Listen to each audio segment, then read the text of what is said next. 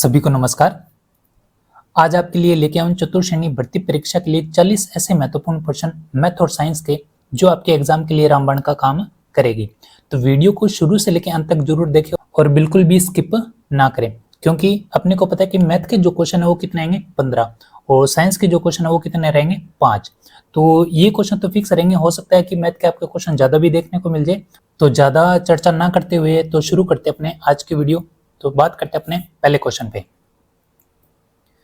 तो पहला क्वेश्चन है, तीन वस्तु का क्रय मूल्य समान है जिसमें पहली वस्तु पर 20% लाभ, दूसरी वस्तु पर 35% हानि और तीसरी वस्तु पर 6% हानि होती है। तो पूरे सौदे पर लाभ और हानि कितने प्रतिशत होगी। एक चीज ध्यान रखो, जो प्रॉफिट और लॉस है ये हमेशा किस पे होगा, तो ध्यान रखना कॉस्ट प्राइस यानी क्रय मूल्य पर, और जो डिस्काउंट है ये हमेशा किस पर रहेगा, मार्क प्राइस पर यानी अंकित मूल्य। तो ये कंफ्यूजन मत रखना कि profit and loss mark price पे निकाला जा सकता है, डिस्काउंट हमेशा किस पे निकलेगा, मार्क प्राइस पे। अब आते हैं अपने क्वेश्चन पे। अब यहाँ पे लिखा हुआ आपको तीनों वस्तु का जो क्रय मूल्य वो क्या है, समान। तो अपने मान लेते हैं कि तीनों वस्तु का जो क्रय मूल्य वो कितना है 100, ये भी 100 और ये भी 100। तो पहली वस्तु पर कितना प्रॉफिट हो रहा है 20%। तो यहाँ से अगर अपने 20% निकालें, 100 का 20% कितना होता है 20 ही होता है। तो 100 और 20 कितने हो गए 120, यानी वो वस्तु कितने में बेची 120 में। फिर कह रहा है सेकंड वस्तु पे क्या कह रहा है 35% की क्या हुई हानि। तो यहाँ से 100 का आप क्या निकालो 35%, कितना आएगा 35। तो यहाँ पे हानि हो रही है, तो यानी 100 की जो चीज है 35 की हानि होगी, यानी कितने में बेची, तो कितने में बेची है 65 में। ठीक है। उसके बाद है तीसरी वस्तु पर 6% क्या हो गया हानि। तो यहाँ से 100 का 6% निकालो, तो 100 का 6% निकालोगे तो 100 का कितना आएगा 6। तो यहाँ पे 100 की वस्तु है 6 की हानि हो रही है, यानी कितने में बेचा 94 में। तो ये तो आ गया आपके पास कि इससे 120 में बेचा, 65 में बेचा और कितने में बेचा 94 में। अब यहाँ पे आप टोटल देखो कि टोटल आपके पास क्रय मूल्य कितना है। तो ये देखो 100, 200 और 300, यानी टोटल क्रय मूल्य कितना है 300। उसके बाद बात करें यहाँ पे आपके पास विक्रय मूल्य कितना है 120, 65, ये कितना हो गया आपके पास 185, 185 और 94 कितना हो गया आपके पास 279। तो यानी इसका मतलब अपने कह सकते हैं कि 300 की कोई चीज है उसको कितने में बेच दिया 279 में। इसका मतलब ये है कि यहाँ पे आपके पास प्रॉफिट हुआ कि लॉस हुआ। आप कहोगे यहाँ पे लॉस ही हो रहा है कि 300 की चीज है वो कम में बेच दी, इसका मतलब कितने का लॉस हुआ 21 का। और हमेशा ध्यान रखना, अभी बताया मैंने प्रॉफिट एंड लॉस किस पे होगा, हमेशा क्रय मूल्य पर। क्रय मूल्य यहाँ पे कितना है 300, तो जो 21 रुपए का लॉस है वो किस पे हुआ 300 पे, यानी 21 रुपए का जो लॉस है वो किस पे हुआ 300 में। ठीक है, 21 रुपए का लॉस किस पे हो गया 300 में। तो अपने को क्या निकालना परसेंटेज, तो गुना किससे करोगे 100 से। तो यहाँ से कैलकुलेट करो, तो 3 से यहाँ से 21 को 3 से भाग दोगे कितना आएगा यहाँ पे 7%। तो यहाँ पे लॉस था तो लॉस ही आएगा, कितना आएगा 7% लॉस। तो आपका ऑप्शन कौन सा आएगा, ऑप्शन ए। ठीक है, एक तो तरीका था ये। अपने इसको डायरेक्ट भी कर सकते हैं, कैसे, यहाँ पे 20% क्या है आपके पास प्रॉफिट, तो अपने यहाँ पे लिख लेते हैं 20% क्या यहाँ पे प्रॉफिट, तो प्लस इसलिए लगाए प्रॉफिट को शो करेगा। 35% क्या यहाँ पे हानि, तो हानि के लिए क्या लगाओगे यहाँ पे -35। और यहाँ पे तीसरी वस्तु ये भी क्या है हानि, तो क्या लिखोगे -6। अब इसको कैलकुलेट करो, कैलकुलेट करोगे तो 35 और 6 कितने होंगे यहाँ पे 41। ठीक है, माइनस का 41 और प्लस का 20, तो इसका मतलब आपके पास कितना बचा, ये -21। और माइनस अभी बताया था किसको शो करेगा, हानि को। अब यहाँ पे वस्तुएं देखो कितनी है, वस्तु है यहाँ पे 3। ठीक है, तो 3 वस्तु है, तो इसको -21 को 3 से भाग देंगे तो कितना आएगा -7, यानी एक वस्तु पे कितना लॉस हो रहा है -7, और माइनस किसको शो कर रहा है हानि को। तो यहाँ से भी आप डायरेक्ट निकाल सकते हो। ठीक है, एक तो ये तरीका है और एक ये तरीका है। उसके बाद बात करें अपने नेक्स्ट क्वेश्चन की। अब ये साइंस का क्वेश्चन लिखा हुआ है कि लेंस की क्षमता का मात्रक क्या है। तो लेंस की क्षमता का मात्रक होगा यहाँ पे डायोप्टर। तो अपने को पता है कि लेंस की जो क्षमता है, लेंस क्षमता, इसको किससे शो करते हैं पी से। और अपने को पता है इसकी यूनिट क्या होती है, इसकी यूनिट होती है डायोप्टर। क्या होती है डायोप्टर। और पी इक्वल क्या होता है 1/f। अब यहाँ पे f क्या है, f है यहाँ पे फोकस दूरी, फोकस दूरी। और हमेशा ध्यान रखो फोकस दूरी किस में मापी जाएगी, मीटर में। किस में, मीटर में। बस यही अपने को ध्यान रखना है। तो लेंस की क्षमता का ऐसा ही मात्रक क्या होगा यहाँ पे डायोप्टर। तो ये अपने लिख दिया, इसका फॉर्मूला क्या होता है 1/f, यानी फोकस दूरी, और फोकस दूरी हमेशा किस में होगी, मीटर में। नेक्स्ट क्वेश्चन है, कार ए की गति 80 किलोमीटर प्रति घंटा है। यह 6 घंटे में एक निश्चित दूरी को तय करता है और बी उस समय में कार ए से 60 किलोमीटर कम दूरी को तय करती है, तो कार बी की स्पीड क्या होगी। क्वेश्चन आसान है एकदम, अगर आप समझ के भी करोगे तब ये क्वेश्चन क्या हो जाएगा, हल हो जाएगा। यहाँ पे लिखा हुआ है कार की जो स्पीड है 80 किलोमीटर प्रति घंटा है और 6 घंटे चलती है। तो आपको पता है कि कोई भी अगर स्पीड है और 6 घंटे चले तो कितनी दूरी तय करेगा, 8×48 यानी 480 किलोमीटर क्या हो जाएगा, दूरी तय कर लेगा। सही है ये तो अपने को पता ही है। उसके बाद ध्यान रखो कि बी उस समय यानी 6 घंटे, उस समय का मतलब है 6 घंटे में कार ए से 60 किलोमीटर कम दूरी को तय करती है। इसका मतलब ये कह रहा है कि 480 किलोमीटर तय करने थे लेकिन वो कितना कम तय करती है, 60 किलोमीटर। तो बी कितना करेगी, 480, 60 कम जाती है तो कितना आ जाएगा, 420, यानी सिर्फ ये इतनी दूरी तय करती है, किसके मुकाबले, ए के मुकाबले। उसके बाद कह रहा है घंटे कितने लगे, यहाँ पे घंटे लगे थे 6 और यहाँ पे भी घंटे कितने लगे, 6। तो बताओ इसकी स्पीड क्या होगी, स्पीड निकाल सकते हो। किलोमीटर कितने तय किए, 420, तो घंटे कितने हो गए, 6। तो आपके पास स्पीड क्या आएगी, 6×7=42 यानी 70 किलोमीटर पर आवर। सही है, तो ये है आपके पास बी की जो स्पीड है वो कितनी आएगी, 70 किलोमीटर पर आवर। अब एक चीज ध्यान रखो, कई बार क्या होता है इसमें यूनिट भी चेंज करके दे देता है आपको। अगर आपके पास किलोमीटर पर आवर है और उसको चेंज करना है किसमें, मीटर पर सेकंड में, तो ध्यान रखना हमेशा किससे गुना करोगे, 5/18 से। इसी का उल्टा अगर मान लो आपके पास मीटर प्रति सेकंड है और इसको कन्वर्ट करना है किसमें, किलोमीटर प्रति आवर में, तो आप क्या करो, इसका अपोजिट कर दो यानी 18/5। इससे क्या करोगे आप, गुना। अब ये हुआ क्यों, क्योंकि किलोमीटर में अपने को पता है कितने मीटर होते हैं, 1000, और अपने को पता है 1 आवर में कितने सेकंड होते हैं, 3600। कितने होते हैं, 3600 सेकंड। तो ये मीटर प्रति सेकंड ऐसे बना है, तो यहाँ से 2 जीरो कैंसिल कर दो, ये 5 दूनी 10 और ये 18 दूनी 36, यानी क्या आ गया, 5/18 मीटर प्रति सेकंड। ठीक है, तो ये ऐसा है। नेक्स्ट क्वेश्चन है, ए किसी काम को 12 दिन में कर सकता है और बी ए से 60% अधिक कार्यकुशल है, बी इस कार्य को कितने दिन में पूरा करेगा। तो ये टाइम एंड वर्क का क्वेश्चन है। तो इसमें एक चीज ध्यान रखना आप, सबसे पहले देखो आपके पास यहाँ पे क्या दिया, परसेंटेज। पहले तो इसको तोड़ लो आप, तो 60% को आप क्या लिख सकते हो, 60/100। अब इसको सही से अपने करें, 20 दिए 60 और 20×5 100 यानी 3/5। इसका मतलब ये कह रहा है कि ए अगर 5 काम करता है तो ये इससे 3 अधिक, यानी 5 और 3 कितने होंगे, 8। तो इसका मतलब ये हो गया कि ए अगर 5 काम करता है तो बी क्या करता है, ऊपर जो शो करता है आपके पास अंश वाला जो भाग है वो पॉजिटिव और नेगेटिव को शो करता है। पॉजिटिव का मतलब यहाँ पे लिखा हुआ है कि अधिक कार्यकुशल है, तो 5 अगर ए काम करता है तो बी कितना करेगा, 5 और 3 कितना हो गया, यहाँ पे 8। ठीक है, अब यहाँ पे बताओ टोटल काम कितना होगा। तो ध्यान रखना टोटल काम के लिए आपको क्या करना है, एलसीएम निकालना है। तो 8 और 5 का एलसीएम कितना आएगा, यहाँ पे 40। आपके 4th ग्रेड में टॉपिक भी है एलसीएम और एचसीएफ, तो वो तो आपने किया होगा, एलसीएम कैसे निकालते हैं। उसके बाद देखो यहाँ पे टोटल काम कितना हो गया, 40।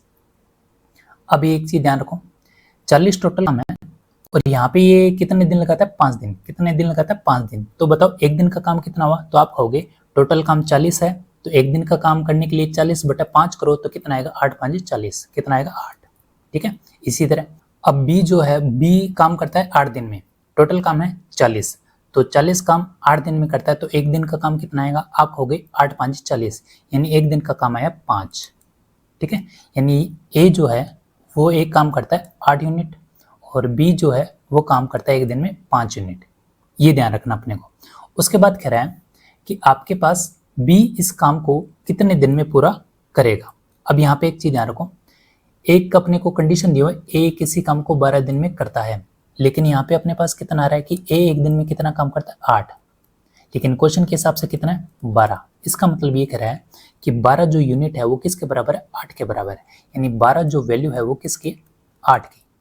ठीक है, क्योंकि अपने हिसाब से तो 8 है लेकिन क्वेश्चन के हिसाब से कितना है, 12। तो 12 वैल्यू है 8 की और अपने को निकालना है बी इस काम को कितने दिन में पूरा करेगा। तो बी कितना करता है यहाँ पे, 5, तो गुणा कर दो यहाँ पे 5 से। तो यहाँ से कैलकुलेट करो आप, तो 3 × 4 = 12, 2 चौके 8, 5 दिया 15, 15/2, 15/2 कितना होता है 7.5। तो 7.5 दिन में ये काम करेगा। आंसर ऑप्शन कौन सा आएगा? सी। ठीक है, तो क्वेश्चन यहाँ पे आसान है, लेकिन थोड़ा सा अपने को ये समझना है कि यहाँ पे आपके पास थोड़ा सा परसेंटेज वाला फॉर्मूला इसमें ऐड कर दिया। नेक्स्ट क्वेश्चन लिखा हुआ है, निम्नलिखित में से किसका मिलान सही नहीं है। और ये आया हुआ है CET 2024 में, अभी जो पिछले साल एग्जाम हुआ है। तो इसमें अपने ध्यान रखें ऑप्शनों पे। तो इसमें एक तो ये देखना आपको नहीं, कई बार अपने देखते हैं कि कौन सा मिलान सही है, तो उसके हिसाब से भी क्वेश्चन क्या हो जाता है? गलत। तो आपको ये देखना है यहाँ पे क्या लिखा हुआ है? नहीं। तो सबसे पहले लिखा हुआ है प्लास्टर ऑफ पेरिस, तो इसका फॉर्मूला लिख लेते हैं CaSO4 ½ ये तो एकदम सही है। तो अपने को ये भी ध्यान रखना चाहिए प्लास्टर ऑफ पेरिस किस काम आता है? हड्डियों को जोड़ने में, हड्डियों को जोड़ने में। उसके बाद सेकंड है बेकिंग सोडा NaHCO3, यानी इसको क्या बोलते हैं? Sodium bicarbonate. और इसी का एक और नाम है, इसको बोलते हैं खाने का सोडा, खाने का सोडा, या इसको क्या बोलते हैं? मीठा सोडा। अब जैसे आपने मार्केट में देखा होगा छोले भटूरे मिलते हैं। अब भटूरे क्या होते हैं? वो थोड़े से फुले हुए होते हैं, तो उसमें जो फ्लाउट किस कारण आती है? वो आती है इसके कारण, बेकिंग सोडा के कारण। रात को आटा गूंद के रख देते हैं और सुबह क्या हो जाता है? वो पफ सा हो जाता है। ठीक है, तो उसी के कारण क्या आती है? फ्लाउट। उसके बाद है वॉशिंग सोडा, तो यहाँ पे आओगे Na2CO3, और इसमें थोड़ी सी मिस्टेक है, यहाँ पे आ जाएगा आपके पास 10H2O। ठीक है, तो ध्यान रखना सोडियम कार्बोनेट में अगर जल आ जाए तो ध्यान रखना ये कौन सा आपके पास? धोने का सोडा, धोने का सोडा। ठीक है, इसको बोलते हैं सोडियम कार्बोनेट। एक आता है ब्लीचिंग पाउडर, तो ब्लीचिंग पाउडर का तो ये फॉर्मूला होता नहीं, क्योंकि अपने को पता है ब्लीचिंग पाउडर का जो फॉर्मूला होता है वो क्या होता है? COCl2। ठीक है, इसको क्या बोलते हैं? Calcium oxychloride, calcium oxychloride. तो CO को बोलते हैं यहाँ पे कैल्शियम ऑक्साइड, और कैल्शियम ऑक्साइड में क्या होता है कि कैल्शियम ऑक्साइड में अपने जल मिला दें। क्या मिला दें? जल। तो आपके पास क्या प्राप्त होगा? यहाँ पे प्राप्त होगा आपके पास कैल्शियम हाइड्रोक्साइड। ठीक है, जिसको अपने क्या बोलते हैं? चूने का पानी, चूने का पानी, या इसी को क्या बोलते हैं? बुझा हुआ चूना, बुझा हुआ चूना। ठीक है, तो यहाँ पे आपके पास आंसर कौन सा होगा? मिलान सही नहीं है, तो कौन सा है यहाँ पे? ऑप्शन है डी। ठीक है, तो ये अपने को ध्यान रखना है। उसके बाद बात करें अपने नेक्स्ट, यहाँ पे क्वेश्चन है दो संख्याएं A तथा B, तीसरी संख्या C से क्रमशः 20% अधिक एवं 25% कम है, तो बताओ A B से कितने % अधिक है। तो यहाँ पे ये भी क्वेश्चन आसान है। तो यहाँ पे आपको रखना है A B और C। तो आप क्या करो, सबसे लास्ट में जो लिखा हुआ है यहाँ पे क्या लिखा हुआ है? C। तो ऐसे क्वेश्चन में क्या करना है आपको? लिखा होगी A B से ज्यादा, B C से ज्यादा, C D से ज्यादा है, तो सबसे लास्ट वाला जो आपके पास पद लिखा हुआ है वो आपको यहाँ से उठाना है। तो यहाँ पे क्या लिखा हुआ है? C। तो C एक बार मान लेते अपना कितना है? 100। C से 20% अधिक है एवं 25% कम है, यहाँ पे लिखा हुआ क्रमशः। क्रमशः का मतलब 20% अधिक कौन सा होगा? यहाँ पे A, और 25% कम कौन सा होगा? यहाँ पे B। तो अपने 20% अधिक करते हैं, तो A कितना हो जाएगा? यहाँ पे 120, और 25% कम है किससे? C से। तो C से यहाँ पे 100 है, तो 25% यानी 25 कम हो जाएगा, कितना हो जाएगा? 75। ठीक है, उसके बाद कह रहा है कि जो A है B से कितने % अधिक है। जो A है B से यानी इससे, B से कितने % अधिक है। तो यहाँ पे आप देखो B से ये कितना अधिक है, तो ये 25 और 20 कितने हो गए? 45। कितना अधिक है? 45। तो ध्यान रखना यहाँ पे 45 जो अधिक है वो कहाँ से है? B से। तो B कितना है यहाँ पे? 75। परसेंटेज निकालना है, क्या करोगे? गुना में 100। तो यहाँ पे 25 से काट दो, 25 चौके 100, 25 दिए 75, और 15 दिए 45, और 15 चौके 60। तो यहाँ पे कितना आ गया? 60% अधिक है। कितना है? 60%। तो हमेशा ध्यान रखना जिससे पूछे वो हमेशा बटे में आएगा। ठीक है, यहाँ पे B से पूछ रहा है तो हमेशा बटे में क्या लिखोगे? 75। तो जहाँ से पूछे वो हमेशा क्या रखना आपको? बटे में। तो ये तो हो गया आपका क्वेश्चन। नेक्स्ट क्वेश्चन की बात करें, लिखा हुआ है पित्तल एक मिश्र धातु है, और यहाँ पे बताना है कि इसमें से सही कौन सा है। तो सबसे पहले तो अपने बात करें कि सीसा और आर्सेनिक, ये क्वेश्चन है CET में। तो CET में देखो ऐसे क्वेश्चन है, और हमेशा ध्यान रखो क्वेश्चन करते टाइम आंसर पे तो जाने ही, आपने ऑप्शन भी देखें कि ऑप्शन अपने पास ये तब करना है जब आप प्रैक्टिस करो, एग्जाम में नहीं देखना। एग्जाम में तो इतना टाइम होता ही नहीं कि अपने और भी ऑप्शन, सिर्फ वही देखना अपने को जो करेक्ट है। तो यहाँ पे अपने देखो शीशा और आर्सेनिक, तो इससे मिलके क्या बनती है? बंदूक। क्या बनती है? बंदूक। शीशा का मतलब क्या होता है यहाँ पे? लेड यानी पीबी, और आर्सेनिक को एएस से लिखते हैं। फिर बात करें निकल और क्रोमियम, तो निकल और क्रोमियम से क्या बनता है? नाइक्रोम। नाइक्रोम। नाइक्रोम कहाँ यूज होता है? तो ये यूज होता है हीटर की तार में। आपने देखो कि वायर होती है, जब हमने लाइट जगाते हैं तो उसमें क्या होता है कि हीटर की जो वायर होती है एकदम क्या होती है? गर्म हो जाती है। उसी तरह निकल को कैसे लिखते हो आप? Na, और क्रोमियम को क्या लिखते हो? Cr से। सीसा और टिन, तो सीसा और टिन यहाँ पे क्या आ जाएगा? सीसा किससे लिखते हैं? Pb से, तो यहाँ पे Pb, और टिन को लिखते हैं Sn से। तो सीसा और टिन से मिलके क्या बनता है? तो ध्यान रखना क्या बनता है? Solder metal. अभी ये काम आता है, तो ध्यान रखना ये काम आता है फ्यूज तार में। फ्यूज तार में जो आपके पास वायर लगी होती है घरों में, वो कौन सी है? सोल्डर मेटल, सीसा और टिन से बनी होती है। फिर बात करें अपने कॉपर और टिन, तो कॉपर और टिन से क्या बनता है आपका? पीतल। तो कॉपर को यहाँ पे लिखते हैं Cu से, और टिन को लिखते हैं अपने Zn, और टिन यहाँ पे क्या बोलते हैं अपने? जिंक। तो पीतल का तो एक ट्रिक रहता है, पिताजी। ठीक है, तो पीतल किससे बनता है? तांबा और जिंक से। तो आपके पास यहाँ पे ऑप्शन कौन सा सही है? तो ऑप्शन है यहाँ पे डी। ठीक है, तो ये भी क्वेश्चन आया है सीईटी में। तो क्वेश्चन जो आपके हैं सारे ऐसे ही हैं, उसमें अपने को ये ध्यान रखना है कि सारे के सारे ऑप्शन अपने को यहाँ से कवर हो रहे हैं। उसके बाद बात करें अपने नेक्स्ट क्वेश्चन, लिखा है यहाँ पे, एक दुकानदार ने 3 रुपये में 5 वस्तु के भाव से कुछ वस्तुएं खरीदी। उसने उन्हें 4 रुपये में 7 वस्तु के भाव से बेच दी। दुकानदार का लाभ प्रतिशत और हानि प्रतिशत यहाँ पे ज्ञात करना है। तो यहाँ पे एक चीज ध्यान रखो, 3 रुपये में कितनी वस्तु है? 5, ये तो उन्होंने खरीदी। उसके बाद कह रहा है कि 4 रुपये में 7 वस्तुओं के भाव से बेच दी। तो इसमें बताना है कि लाभ और हानि क्या है। अब ऐसे क्वेश्चनों में आपको क्या करना है? ऐसे क्वेश्चनों में आपको जो वस्तुएं दी हैं उनको कर लो बराबर, क्योंकि बराबर कर लोगे तो आपको रेट का फर्क मिल जाएगा। जैसे मान लो अगर मैं यहाँ पे बोलूँ कि 5 वस्तुएं 3 रुपये में खरीदी, 5 वस्तुएं 4 रुपये में बेच दी, तो आप सीधा कहोगे कि सर प्रॉफिट हो रहा है, 3 रुपये में खरीदी और 4 रुपये में बेच दी, 1 रुपये का प्रॉफिट हो रहा है। आपने ये क्यों बताया? क्योंकि आपके पास वस्तुएं क्या थी? बराबर। तो यहाँ पे वस्तु को क्या कर लो? बराबर। तो 5 वस्तुएं, ये 7 वस्तुएं, इनको बराबर करने के लिए आप क्या करो? नीचे जो संख्या दे रखी है 7, इसको इससे गुना कर दो, और ऊपर जो संख्या दे रखी है 5, इसको इससे गुना कर दो। अब वस्तु देखो कितनी होगी यहाँ पे? 7 5 35, और ये भी कितनी होगी? 7 5 35।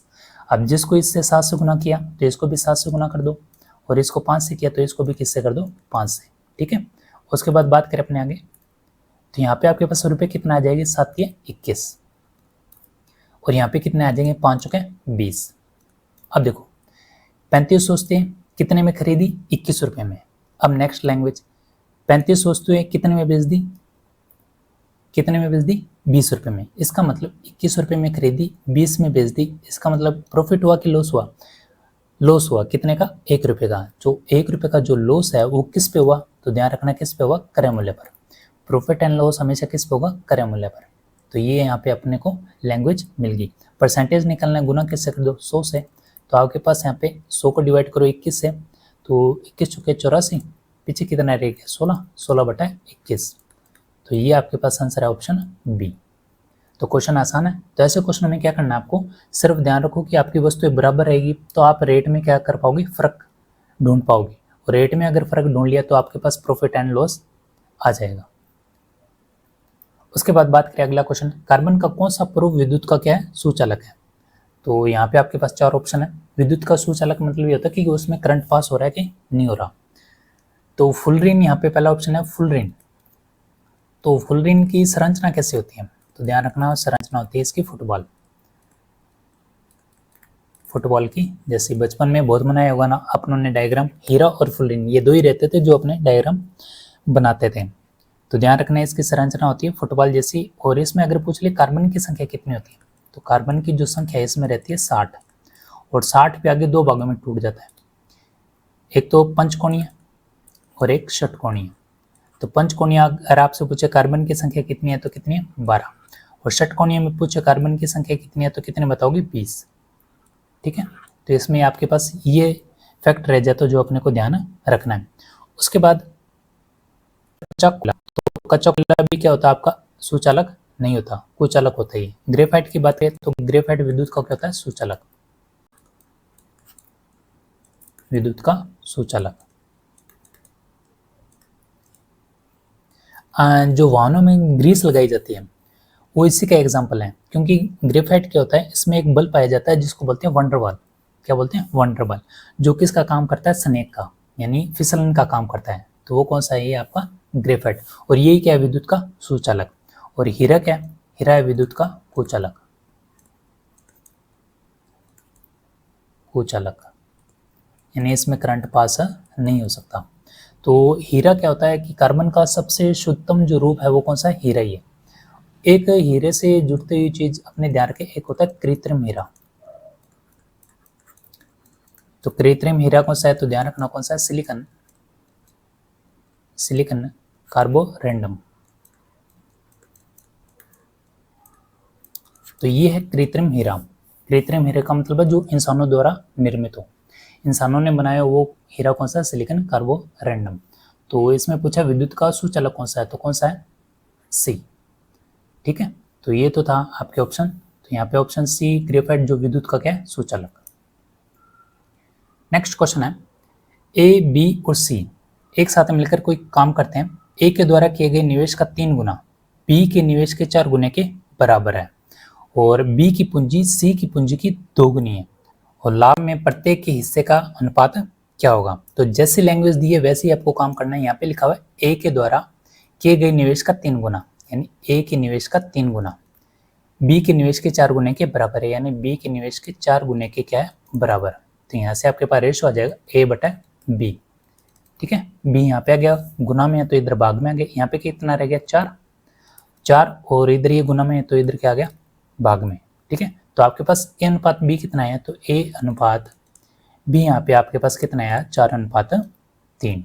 उसके बाद नेक्स्ट जो लैंग्वेज है, बी की पूंजी सी की पूंजी की 2 गुनी है, यानी बी की जो पूंजी है सी की पूंजी की क्या है 2 गुनी, ये दोनों क्या है बराबर। तो यहाँ से भी अपने पास रेशो आ जाएगा बी बटा सी। यहाँ पे 2 है और यहाँ पे कुछ नहीं है तो 1 है, 1 आ जाएगा बटे में, तो बी अनुपात सी। तो बी का मान कितना है यहाँ पे 2 और सी का मान कितना है ए। तो यहाँ पे आपके पास ए अनुपात बी अनुपात सी ये निकालना है। यही पूछा है कि प्रत्येक हिस्से का अनुपात क्या होगा। तो ए और बी का अनुपात कितना है यहाँ पे 4:3, और बी और सी का अनुपात कितना है 2:1।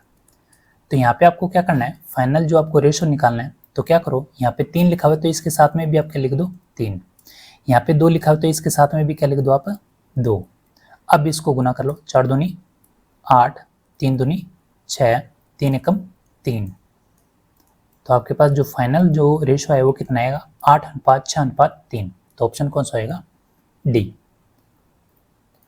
अगला क्वेश्चन है, कुछ रुपए सरल ब्याज की दर से 5 वर्षों के लिए उधार लिया गया, यदि सरल ब्याज की दर 4% वार्षिक अधिक होती तो उसे 500 रुपये अधिक ब्याज देना होता, तो बताओ उसे कितनी धनराशि उधार ली।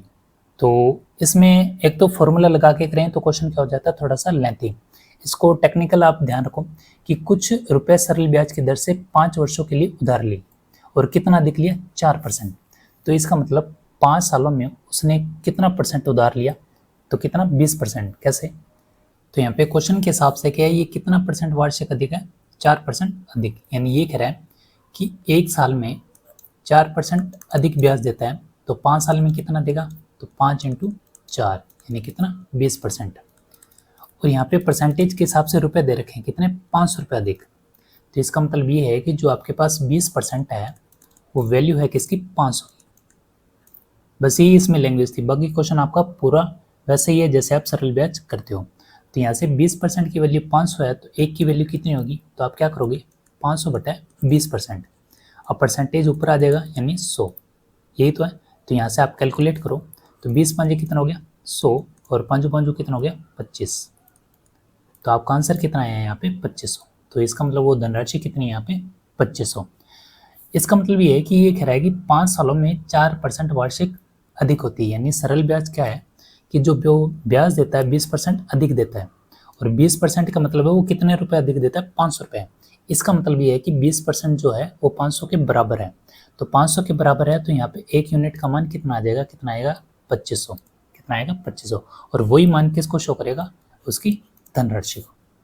ठीक है, तो ये तो था क्वेश्चन। उसके बाद बात करें, लिखा हुआ है प्रकाश का वेग अधिकतम होता है, और ये स्कूल लेक्चरर में आया हुआ है। तो अधिकतम किस में आएगा, निर्वात में। क्योंकि अगर आपसे वायु और निर्वात में पूछे तो हमेशा किस में आएगा, निर्वात में। अगर निर्वात नहीं होता तो ऑप्शन होता है यहाँ पे वायु। तो हमेशा ध्यान रखना, पहले नंबर पे आएगा निर्वात। निर्वात का मतलब होता है स्पेस। तो प्रकाश का वेग जो है, अब देखो स्पेस में क्या है, कोई माध्यम नहीं है, यानी वहाँ पे वायुमंडल पाया नहीं जाता। ठीक है, क्योंकि अपने पास पृथ्वी पे वायुमंडल पाया जाता है, तो यहाँ पे अपने पास वायु, पानी और कांच तीनों ही मिलते हैं। तो यहाँ पे प्रकाश का वेग अलग अलग हो सकता है, लेकिन जो निर्वात में है, जो प्रकाश का वेग जो होता है वही रहेगा। इसका मतलब यहाँ पे जो प्रकाश का वेग है 3 × 10⁸ मीटर प्रति सेकेंड, यही रहेगा। निर्वात के बाद किस में आ जाएगा, वायु। और वायु में भी लगभग सेम ही रहता है, थोड़ा सा ही चेंज रहेगा, मीटर प्रति सेकेंड।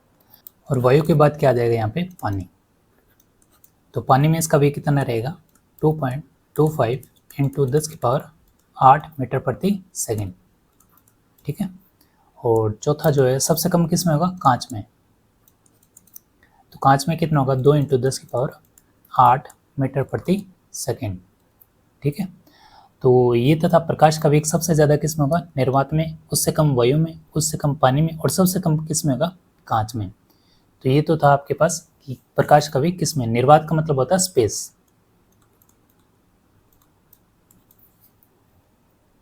अगला क्वेश्चन है, साबुन में सामान्यतः कौन सा क्षारक पाया जाता है। ठीक है, तो ध्यान रखना है इसमें दो ही पाए जाएंगे। एक तो पाया जाता है NaOH, सोडियम हाइड्रोक्साइड, और एक पाया जाता है KOH, पोटेशियम हाइड्रोक्साइड। तो सोडियम हाइड्रोक्साइड को एक और नाम बोलते हैं कास्टिक सोडा, और KOH को बोलते हैं यहाँ पे पोटाश सोडा। तो एक चीज ध्यान रखना है, यहाँ पे अगर सोडियम आ रहा है तो सोडियम क्या करता है, साबुन को हार्ड करता है, और जो पोटेशियम आ जाए तो पोटेशियम क्या करता है, साबुन को सॉफ्ट करता है। ठीक है, तो दो क्षारक है यहाँ पे NaOH और KOH। तो यहाँ पे देख लेते हैं दोनों में से कौन सा है। कैल्शियम हाइड्रोक्साइड नहीं होगा, अमोनियम हाइड्रोक्साइड नहीं होगा, तो यहाँ पे आपके पास सी ऑप्शन है, सोडियम हाइड्रोक्साइड। तो ऑप्शन सी क्या होगा यहाँ पे, सही। ठीक है, अगर दोनों आ जाता तो यहाँ पे दोनों ही आंसर होते आपके, सोडियम हाइड्रोक्साइड और पोटेशियम हाइड्रोक्साइड। ठीक है, अब ये क्वेश्चन है पाई चार्ट के रूप में दिया हुआ, और ये रीट सेकंड लेवल 2017 में आया हुआ है। तो यहाँ पे क्वेश्चन है कि सीमा द्वारा कक्षा 6 की परीक्षा में हिंदी, अंग्रेजी, गणित और विज्ञान विषय में प्राप्त किए गए अंकों का विवरण है। तो ये यहाँ पे दिया हुआ डिग्री में। ठीक है, इन विषयों में सीमा द्वारा प्राप्त सभी अंकों का योग कितना है, 480। तो यहाँ पे आपको, यहाँ पे क्वेश्चन आपके पास एक ही दिया हुआ है, तो ये 14वां नंबर क्वेश्चन है, एक ही है। तो यहाँ पे आपसे पूछा है सीमा ने गणित में कितने अंक प्राप्त किए। एक चीज ध्यान दो, कभी भी अगर डिग्री में आपके पास अगर पाई चार्ट दिया हुआ है तो ध्यान रखना यहाँ पे सर्कल बना हुआ है, और सर्कल में आपको पता है कितने डिग्री होते हैं, 360। ठीक है, आपने चंदे का तो यूज़ किया, चंदे में कितना डिग्री होता है, 180, और इसी चंदे को अगर अपने नीचे और ऐड कर दे तो 180, तो टोटल कितना हो गया, 360। तो टोटल कितना हो गया यहाँ पे, 360। अब यहाँ पे टोटल आपके पास अंक कितने हैं, 480, यानी जो टोटल जो आपके अंक है 480 वो किसको शो कर रहा है, 360 डिग्री को। यही तो है, क्योंकि टोटल अंक आपके 360 डिग्री को शो कर रहा है। और यहाँ पे आपसे पूछा है सीमा ने गणित में कितने अंक प्राप्त किए। तो सीमा के यहाँ पे डिग्री देख लो कितना है, गणित में कितना है, 93 डिग्री। तो गुणा कर दो किससे, 93 से। तो यहाँ पे इसको 12 से कट कर लेते अपने, 12 चौक 48, 12 3 36। तो 3 को यहाँ से कैंसिल करें, 3 3 9, 3 एकम 3, 31 को 4 से गुना करें तो कितना आएगा, 4 3 12 और ये 4, यानी 124। यानी उसने गणित में कितने अंक प्राप्त किए, 124। तो जो अगर आपसे पूछे, जैसे हिंदी का पूछे तो किससे गुना करोगे, 108 से, अंग्रेजी का पूछे तो किससे गुना करोगे, 72 से, विज्ञान का पूछे तो किससे गुना करोगे, 87 से। तो हमेशा ध्यान रखना, अगर अंक पूछे हैं तब ऊपर अंक ही रखने हैं। अगर ऊपर आपसे डिग्री पूछे तो ऊपर आपको डिग्री रखना है, फिर आपको 480 नीचे रखना है। ठीक है। तो क्वेश्चन पे डिपेंड करता है यहाँ पे आपके पास क्या दिया हुआ है, ठीक है, क्योंकि 480 टोटल है तो टोटल आपके पास डिग्री भी कितने 360। अगला क्वेश्चन है गुणसूत्र की संरचना में निम्नलिखित सम्मिलित होते हैं, यानी गुणसूत्र की जो संरचना है उसमें कौन कौन से ऐड होते हैं। तो ध्यान रखना है इसमें तो डीएनए, एक तो आरएनए और एक होता है स्टोन, ठीक है। स्टोन की बात करें तो स्टोन क्या होता है, एक प्रोटीन होता है, प्रोटीन जो क्या करता है डीएनए के साथ मिलकर जो गुणसूत्र है उसको क्या करता है व्यवस्थित करता है, कौन, स्टोन। तो स्टोन ऐसा प्रोटीन है जो डीएनए के साथ मिलकर गुणसूत्र को क्या करता है व्यवस्थित करता है। और डीएनए गुणसूत्र की खोज किसने की, तो अपने को पता है स्ट्रोसबर्ग, स्ट्रोसबर्ग। तो यहाँ पे ऑप्शन कौन सा होगा, डी, ठीक है। अगला क्वेश्चन है दो संख्याओं का गुणनफल 6760 है तथा उनका महत्तम समापवर्त यानी HCF 13 है, संख्याओं के ऐसे कितने युग्मों का निर्माण किया जा सकता है। तो यहाँ पे अपनों ने एक चीज ध्यान रखो, जब भी कभी भी गुणनफल आ जाए तो हमेशा ध्यान रखना किसका गुणनफल होएगा, वो अपने को पता है कि HCF 13 तो आएगा ही आएगा, यानी दो संख्याओं का गुणा करेंगे तब HCF तो 13 आएगा ही आएगा, उसके साथ आएगा को प्राइम। तो को प्राइम मान लिया अपनों ने x और y, इन दोनों का जो गुणा है वो कितना दिया हुआ है 6760। अब को प्राइम का मतलब ये होता है कि दो संख्याएं ऐसी, जैसे मान लो मैंने 2 और 3 लिखी, तो ऐसी दो संख्याएं जिनका आपस में कोई फैक्टर कॉमन ना आता हो, क्योंकि 2 के पढ़े में 3 नहीं आता और 3 के पढ़े में 2 नहीं आता। जैसे मान लो यहाँ पे मैं लिखता हूँ 4 और 6, अब इसमें देखो 2 कॉमन आ रहा है, क्योंकि 2 से 6 भी डिवाइड होता है और 4 भी डिवाइड होता है किससे, 2 से, इसका मतलब 2 क्या आ रहा है यहाँ पे कॉमन, तो ये तो होगा नहीं। को प्राइम का मतलब होता है कोई भी फैक्टर कॉमन नहीं आना चाहिए।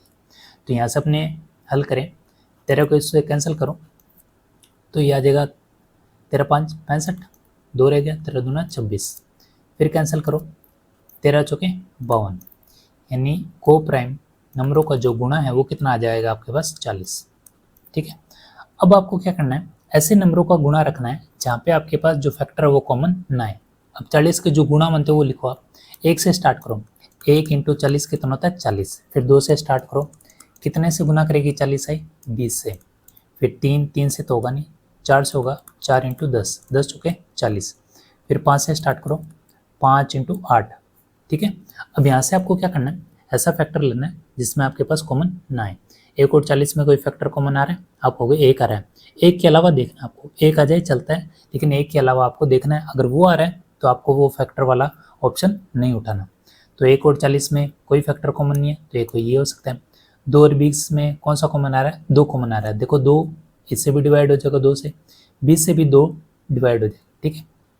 उसके बाद 4 और 10 है तो यहाँ से कॉमन क्या रहा है 2, यानी 2 के पाड़े से 4 भी कट जाएगा और 2 के पाड़े से 10 भी कट जाएगा। 5 और 8 में देखो कोई कॉमन आ रहा है, कोई कॉमन नहीं आ रहा, इसका मतलब आपके पास जो पेयर बनेंगे कितने बनेंगे 2, तो ऑप्शन कौन सा होगा यहाँ पे ए, ठीक है। तो ध्यान रखना कभी गुणा में आ जाए, एक फॉर्मूला ये होता है कि दोनों को प्राइमों का गुणा किसके बराबर होता है, एलसीएम और एचसीएफ के। ये फॉर्मूला भी सदाबहार है, ये भी आपको ध्यान होना चाहिए, ठीक है। ये अभी क्वेश्चन आएगा तो उसमें भी अपने कर लेंगे। अगला क्वेश्चन है अनुवांशिकी विज्ञान की मूल इकाई क्या है। तो ये तो क्वेश्चन आसान है, क्या है, जीन, ठीक है। क्योंकि अपने को पता है कि जो भी जेनेटिक अपने गुण आते हैं वो किन से आते हैं, पेरेंट्स से आते हैं, और पेरेंट्स ऊपर कौन होते हैं अपने दादा दादी नाना नानी, वहाँ से अपने क्या आते हैं गुण आते हैं, ठीक है। तो अपने कह सकते हैं कि इसमें जो अपनी आंखें की और क्या हो सकता है हेयर, ये सभी के सभी किससे जुड़ी है, जीन से जुड़ी है, ठीक है। और युग्मक, युग्मक में क्या आता है, जैसे लैंगिक जो प्रजनन है उसमें युग्मक काम आते हैं, ठीक है। जैसे हमने बात करें कि मेल में क्या होता है XY और फीमेल में क्या होता है X और X, ठीक है। तो ये तो बात होगी गुणसूत्रों की। उसके बाद कारक की बात करें, देखो कारक तो बहुत से होते हैं, जैसे हमने कोरोना की बात करें तो कोरोना में कौन सा कारक आया था, जैविक कारक, ठीक है, जिसमें पूरा जीवन क्या होगा प्रभावित हो गया। तो कारक तो बहुत से हो सकते हैं, तो इसमें डिटेल में नहीं जाएंगे अपने। तो अपना जो आंसर है यहाँ पे कौन सा होगा, जीन।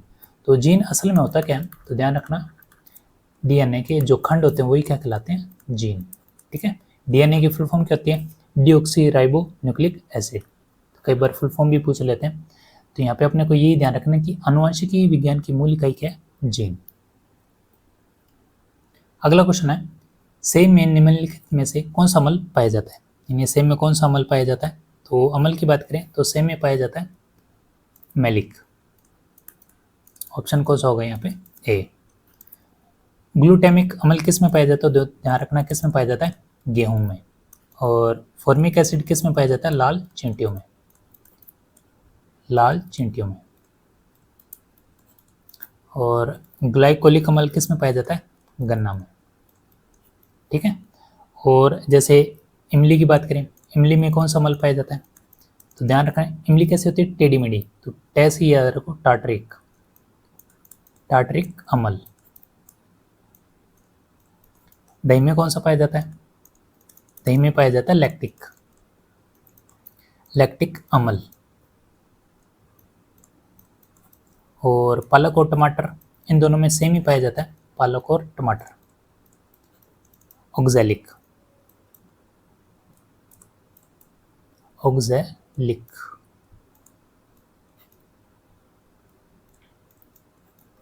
ठीक है। तो ये कुछ अम्ल है जो अपने को ध्यान रखना है। डायरेक्ट क्वेश्चन बनते हैं इनसे, और एक क्वेश्चन बनता है इनसे भी हटके कि अम्लों का राजा किसे कहा जाता है?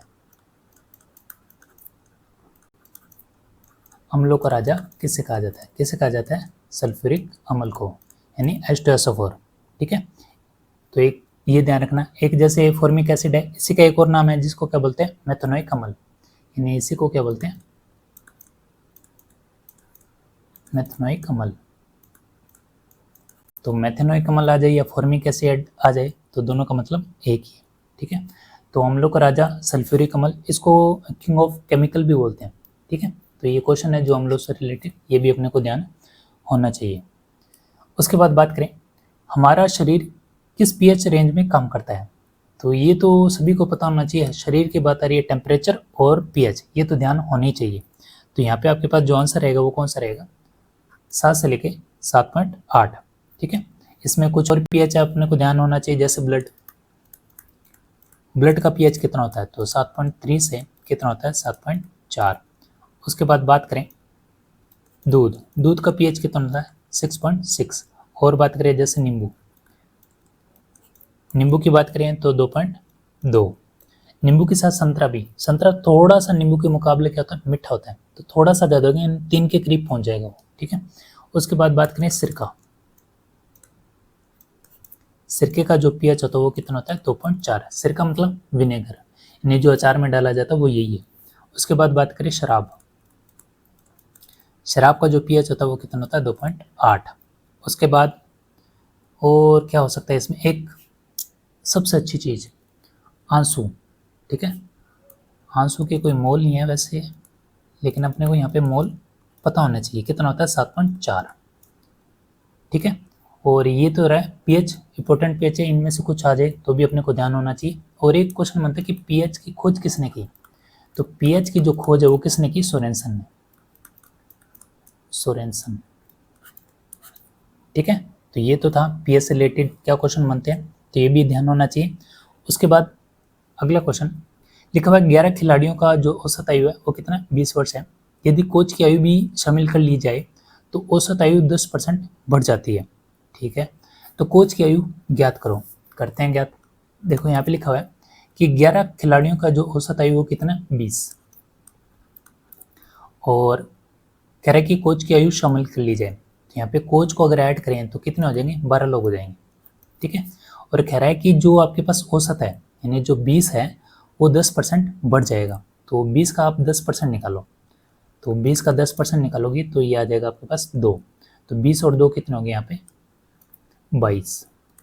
ठीक है। तो 20 का 10% निकाला, कितना आ जाएगा आपके पास? 2। तो 20 और 2 कितने हो गए? 22। यही तो कह रहा है। और कह रहा है कि कोच की आयु ज्ञात करो। तो आपको क्या करना है, यहाँ पे 12 को 22 से गुना करोगे तो टोटल क्या आ जाएगी आपके पास? एज। ठीक है। क्योंकि 12 का जो औसत है वो कितना है? 22 है। और 11 लोगों का औसत कितना है यहाँ पे? 20 है। तो आपको क्या करना है, 12 लोगों का टोटल अगर आपको निकालना है तो 12 को गुणा कर लो 22 से, तो कितना आएगा ये? 12 दूना 24 और 4 रह गया, 12 दूना 24 और ये रह गया 26। ठीक है। ये तो आ गया 12 लोगों का टोटल आयु। और यहाँ पे 11 लोगों का टोटल निकालो, 11 दूना 22 यानी कितना हो गया 220। अब यहाँ से इसमें से माइनस करोगे तो किसका आ जाएगा, कोच की आयु आ जाएगी। ठीक है, 12 में से 11 घटाओगे तो सीधी सी बात है किसकी आयु आ जाएगी, कोच की। तो यहाँ पे कितना आ जाएगा 4 और यहाँ पे भी कितना आ जाएगा 4। ठीक है, तो आंसर कितना होगा यहाँ पे 44। इसका भी शॉर्टकट मेथड है, लेकिन अक्सर क्या होता है कि हमने एग्जाम में ऐसे पैटर्न फॉलो नहीं कर पाते। कई बार क्या होता है अपने मैथ की कुछ ट्रिक्स होती हैं अपने एग्जाम में फॉलो नहीं, वो बेसिक जो तरीका वही अपनाएंगे। अगर यहाँ पे अगर मैं बताऊँ 45 × 28 करना हो, इसका शॉर्ट ट्रिक बता दूँ, यहाँ तक तो याद रहेगा, लेकिन एग्जाम में आप क्या करोगे वैसे ही करोगे 45 × 28 यानी 8 5 40, फिर 8 6 32। ठीक है, वही हासिल लेते रहोगे। तो इससे अच्छा है कि जो अपने को प्रॉपर जो अपने को तरीका पता है वो तो आना ही चाहिए। उसके बाद बात करें नेक्स्ट क्वेश्चन, अब ये बार वाले हैं। तो इसमें लिखा हुआ है कि ये लिखा चित्र है और इसमें लिखा हुआ है कि 2004 से 2008 तक कितना प्रतिशत निर्यात में वृद्धि हुई। ठीक है, तो एक चीज़ ध्यान रखो ना, यहाँ पे जो ब्लू है वो तो शो कर रहा है आयात को, आयात। ठीक है, और जो आपके पास ऑरेंज है ये शो कर रहा है निर्यात को। ठीक है, एक्सपोर्ट और इंपोर्ट। तो यहाँ पे ये क्वेश्चन है RS प्री 2013 में, और यहाँ पे अपने को पूछा किसका, निर्यात का। तो निर्यात में कब से कब, 2004 से 2008। तो 2004 ये रहा और 2008 ये रहा, निर्यात वाला ये रहा। तो 150 से कितना बढ़ गया, ये बढ़ गया 500। 150 से कितना 500, ये कितने की वृद्धि हुई, 350। ये वृद्धि हुई कहाँ से, बस ये मन में जब सवाल आ जाएगा वृद्धि हुई कहाँ से, कम कहाँ से हुई, तब क्वेश्चन अपने आप हल हो जाएंगे। कहाँ से हुई, 150 से। 150 से 350 बढ़ा तभी तो 500 हुआ। इसका मतलब जो 350 बढ़ा है वो कहाँ से बढ़ा है, 150 से। कहाँ से, 150 से। और इनटू क्या अगर परसेंटेज लगाओगे तो क्या करोगे यहाँ पे 100। तो यहाँ से कैलकुलेट कर लो, 10 से 10 और 3 5 15, 7 5 35। तो यह आ जाएगा 700, 700/3। तो इसको हल करेंगे तो कितना आ जाएगा, ये 2 3 6 3 3 और 10 आ गया, 3 3 9। ये चलता ही जाएगा, यानी इतना परसेंट आएगा। यहाँ पे ऑप्शन शायद लिखे नहीं, लेकिन आंसर आपका ये आएगा 233.3%। ठीक है, तो बार वाले क्वेश्चन भी आसान होते हैं। इसमें बस अपने को ये ध्यान रखना है कि अगर अपने को लैंग्वेज ये बोलना आ जाए कि कहाँ से कम हो रहा है कहाँ से बढ़ रहा है, तब ये अपने को, मैंने बताया था जिससे कम हो रहा है वो हमेशा कहाँ आएगा, नीचे। ये बोला ही है मैंने कि कहाँ से बढ़ रहा है ये 150 से, तो 150 कहाँ आएगा, नीचे। ठीक है, तो अगर आप 22वें क्वेश्चन तक पहुंच गए तो चैनल को जरूर सब्सक्राइब कर ले, इसी तरह की वीडियो आपको आगे भी मिलती रहेगी। तो बात करते हैं अपनी इस क्वेश्चन की। तो लिखा हुआ यहाँ पे जब रासायनिक अभिक्रिया में उत्प्रेरक प्रयुक्त किया जाता है तब इसमें से क्या घटनाएं होती हैं। तो एक चीज ध्यान रखना, उत्प्रेरक कभी भी उत्पाद को प्रभावित नहीं करेगा, एक तो ये ध्यान रखना। ठीक है, और ऊर्जा का माप इसको भी प्रभावित नहीं करेगा। ये 2 बातें आप याद रखने हैं। ठीक है, उत्प्रेरक क्या करता है, रासायनिक अभिक्रिया में जो चेंज होती है उसको क्या कर देता है, या तो कम कर देता है या क्या कर देता है, ज़्यादा, यानी रासायनिक अभिक्रिया को क्या करेगा, प्रभावित। ठीक है, तो ध्यान रखना, न तो उत्पाद को चेंज करेगा कुछ भी, न ही ऊर्जा के माप को चेंज करेगा। ऊर्जा का माप ही क्या कहलाता है, तापीय धारिता। ठीक है, तो उत्पाद की मात्रा प्रभावित, ये तो ऑप्शन होगा नहीं। संकीर्ण ऊर्जा, ठीक है, जिसको क्या बोलते हैं, एक्टिवेशन एनर्जी, ये क्या होता है, तो ध्यान रखना, रासायनिक अभिक्रिया को संपन्न होने के लिए जो न्यूनतम ऊर्जा आवश्यक होती है उसे क्या कहते हैं, संकीर्ण ऊर्जा। ठीक है, तो जब रासायनिक अभिक्रिया अपने चरम सीमा पे पहुंच जाती है, यानी एंड पे पहुंच जाती है, तब क्या होती है, न्यूनतम ऊर्जा जो उसको संपन्न करने में आवश्यक हो वही क्या कहलाती है, संकीर्ण ऊर्जा। एक दिया हुआ आपको सब्सट्रेट। सब्सट्रेट का मतलब ये होता है कि जैसे मान लो अपने किसी पे कोटिंग चढ़ाते हैं, तो ये भी वैसे ही है, रासायनिक अभिक्रिया में क्या की जाती है, कोटिंग यानी परत चढ़ाई जाती है। ठीक है, तो परत चढ़ाने का मतलब ये क्या है, जो आपके पास प्रोडक्ट प्राप्त होता है वो क्या करता है, उत्प्रेरक के साथ जुड़कर अंतिम उत्पाद बनाता है, यानी क्या बनाता है, प्रोडक्ट बनाता है, उसको क्या बोलते हैं, सब्सट्रेट। ठीक है, तो ये भी अपने पास ऑप्शन नहीं है, तापीय धारिता वाला बता ही दिया। अब इन दोनों ऑप्शन में तो ध्यान रखना, ये आपके पास जो अंतिम जो रासायनिक अभिक्रिया संपन्न कराने में जो मौजूद रहेगा वो कौन सा रहेगा, संकीर्ण ऊर्जा, एक्टिवेशन एनर्जी। तो ऑप्शन कौन सा रहेगा यहाँ पे, बी। तो वो ये क्वेश्चन अच्छा था जो अपने को ध्यान रखना है, तो ऑप्शन रहेगा इसका बी। अगला क्वेश्चन है, फिर से पाई चार्ट है, तो इसमें ध्यान रखो, ये भी RS प्री 2013 में आया हुआ है। लिखा हुआ है यहाँ पे आपके पास मासिक घरेलू बजट दिया गया जिसमें ए भोजन पर, बी यातायात, सी वस्त्र, डी मकान किराया, ई विविध खर्च और एफ है बचत। और लिखा हुआ है कि परिवार की मासिक बचत 4,500 रुपये है। तो मासिक आय क्या होगी यहाँ पे? तो यहाँ पे अपने पास लिखा हुआ है बचत, तो बचत वाला पोर्शन कौन सा है ये देख लो आप, एफ। कौन सा है? एफ। तो यहाँ पे एफ है आपके पास 15। तो इसका मतलब जो आपके पास बचत 15% है वो किसके बराबर? 45 हो गए, क्योंकि यहाँ पे आपके पास बचत 15% है और यहाँ पे आपके पास बचत रुपए दे रखे हैं, तो परसेंटेज की वैल्यू दे रखी है यहाँ पे कितनी? 4500। तो यहाँ से आप हल कर लो 4500, तो ये इधर है, ये बटे में आ जाएगा। मासिक आय उसको मान लो 100, तो यहाँ से कैलकुलेट करो, 15 थी 45, तो यहाँ पे कितना आ गया? 300 और 1000 को गुना करो, कितना आएगा? 30,000। तो आपका आंसर कितना आएगा यहाँ पे? 30,000। ठीक है, तो क्वेश्चन आसान था ये। तो पाई चार्ट में यही ध्यान रखना है, और पहले भी अपनों ने बात की थी, एक डिग्री वाला जो क्वेश्चन आया था और एक अगर यहाँ पे परसेंटेज वाला क्वेश्चन आए तो वैल्यू देख लो आप, वैल्यू अगर उसके बराबर है तो ही आपको रखना है। मैंने मकान किराए क्यों नहीं रखा, बचत ही क्यों रखा? क्योंकि इसकी वैल्यू दी हुई थी। ठीक है, उसके बाद बात करें अपने नेक्स्ट क्वेश्चन की। अब यहाँ पे लिखा हुआ है कि चेचक का टिक्का किसने खोजा, यानी किसका इसको इन्वेंट किया। तो चेचक के टिक्के से पहले अपने 4 ऑप्शन जो दिए हैं वो देख लेते अपने। लुई पास्चर, तो ये तो आ जाएगा रेबीज का टिक्का। ठीक है, और ये है जोनास ई साल्क, इसने कौन सा टीका लगाया? पोलियो वाला। ठीक है, और एडवर्ड जेनर, तो ये है इसका आंसर। ठीक है, तो चेचक का टीका किसने खोजा? एडवर्ड जेनर ने। डेविड स्मिथ, तो ये तो कोई वनस्पति शास्त्र थे, तो इनका तो डिटेल में नहीं जाना अपने को ये 3 ही ध्यान रखना है। लुईस पास्चर आ जाएगा रेबीज का टीका, जोनास इस साल का आ जाएगा पोलियो वैक्सीन, और एडवर्ड जेनर आ जाएगा चेचक का। ठीक है, उसके बाद बात करें अगले क्वेश्चन। लिखा हुआ है एक व्यक्ति अपनी आय का 40% भोजन पर और 30% शिक्षा पर, 15% यात्रा पर, और फिर भी वह कितने बचा लाता है? 2,250 रुपये बचा लेता है। तो बताओ व्यक्ति की आय कितनी है? ठीक है, तो यहाँ पे व्यक्ति की आय कितनी है, उससे पहले अपने को ध्यान रखना है कि आय अगर पूछे तो यहाँ पे आय मान लो आप, आय कितनी यहाँ पे? 100 रुपये। ठीक है, तो हमने खर्चे की बात करते हैं। अपने खर्चा कितना करते हैं? 40% भोजन पर, ठीक है, 30% शिक्षा पर, और 15% यात्रा पर। और है क्या कोई नहीं है। तो ये 40, 30, 70, 80 और 85 तो खर्च कर दिए, यानी 100 रुपये आए और 85 रुपये खर्च कर दिए। तो बचत कितने रह गए? तो बचत यहाँ पे रहेगी 15। कितने? 15, क्योंकि 100 तो 100 आए हैं, 85 खर्च कर दिए, तो पीछे कितने रह गए? 15। अब यहाँ पे 15 की आपके पास वैल्यू दी गई है, वही तरीका कि अगर आप परसेंटेज की वैल्यू दी गई है जिसके बराबर, वो उसके बराबर रख दो। तो यहाँ पे बचत कितनी है? 15 रुपये। ये तो है अपने हिसाब से, क्वेश्चन के हिसाब से कितने? 2,250, यानी जो 15 रुपये है अपने हिसाब से, और क्वेश्चन के हिसाब से कितना है? 2,250। तो यहाँ से एक की वैल्यू कितनी आएगी? 2250/15। और व्यक्ति की आय पूछी है, तो यहाँ पे कितना है? यहाँ पे 100 रुपये है, तो गुना कैसे कर दो? 100 से। ठीक है, जिससे जो अपने को आंसर निकालना होता है, जैसे व्यक्ति की आय कितनी है तो हमेशा क्या किया जाता है? गुणा। ठीक है, तो यहाँ से 15 15 225 ही होता है, तो ये कितना आ जाएगा? 15,000।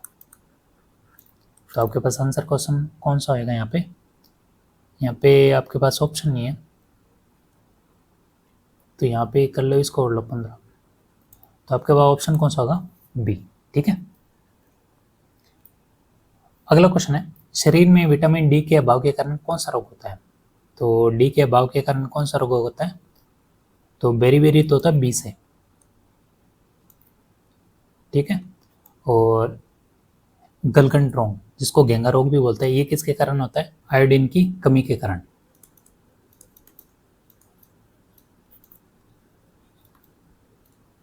तो आयोडीन की कमी यानी थायराइड जो ग्रंथि होती है, आयोडीन का जो स्त्राव है वो अधिक कर देती है, जिसके कारण कौन सा रोग होता है? घेंगा रोग या गलगंड रोग। ठीक है, उसके बाद बात करें अपने स्कर्वी। स्कर्वी किसके कारण होता है? विटामिन सी के कारण। और डी के कारण कौन सा होता है? रिकेट्स। ठीक है, तो यहाँ पे कुछ लिख लेते हैं अपने। रिकेट्स का मतलब होता है जैसे बच्चों में क्या होता है? हड्डियाँ मुड़ जाती है, इस रोग में क्या होता है, बच्चों की हड्डियां मुड़ जाती है।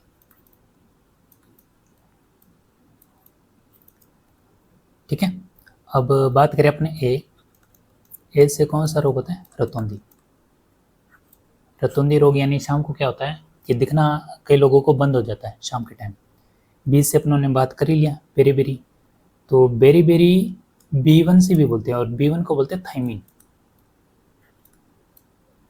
ठीक है, B1 आ गया, एक आता है B2। ठीक है, B2 विटामिन के कारण क्या हो जाता है, मुंह में छाले हो जाते हैं। और B2 को क्या बोलते हैं, राइबोफ्लेविन।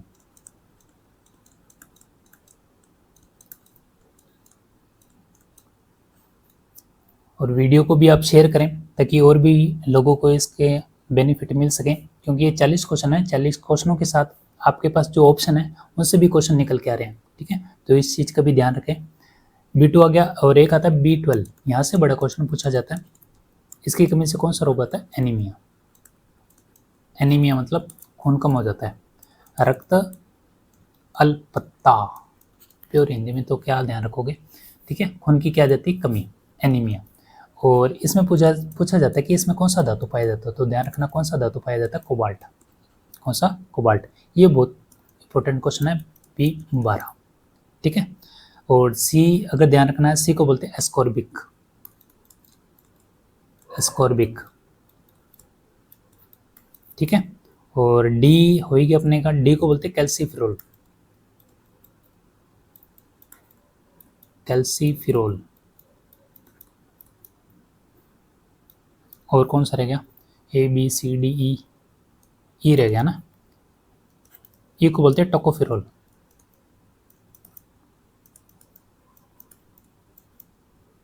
टोकोफिरोल। टोकोफिरोल जो आपने देखा होगा कि किसी के चेहरे पे ग्लो आ रहा है, तो ग्लो आ रहा है इसका मतलब उसमें विटामिन ई जो है वो बहुत अच्छा है, इसको मतलब ब्यूटी विटामिन भी बोलते हैं इसको। खासकर ये लेडीजों में होता है। ठीक है, और इसी की अगर कमी हो जाए तो बांझपन जैसा जो रोग है वो इसी के कारण होता है, विटामिन ई के कारण। ठीक है, टोकोफिरोल। ई हो गया, EF तो नहीं है, एक आता है के, और ध्यान रखो, के को बोलते हैं फिलोकेविनोन। फिलोकेविनोन।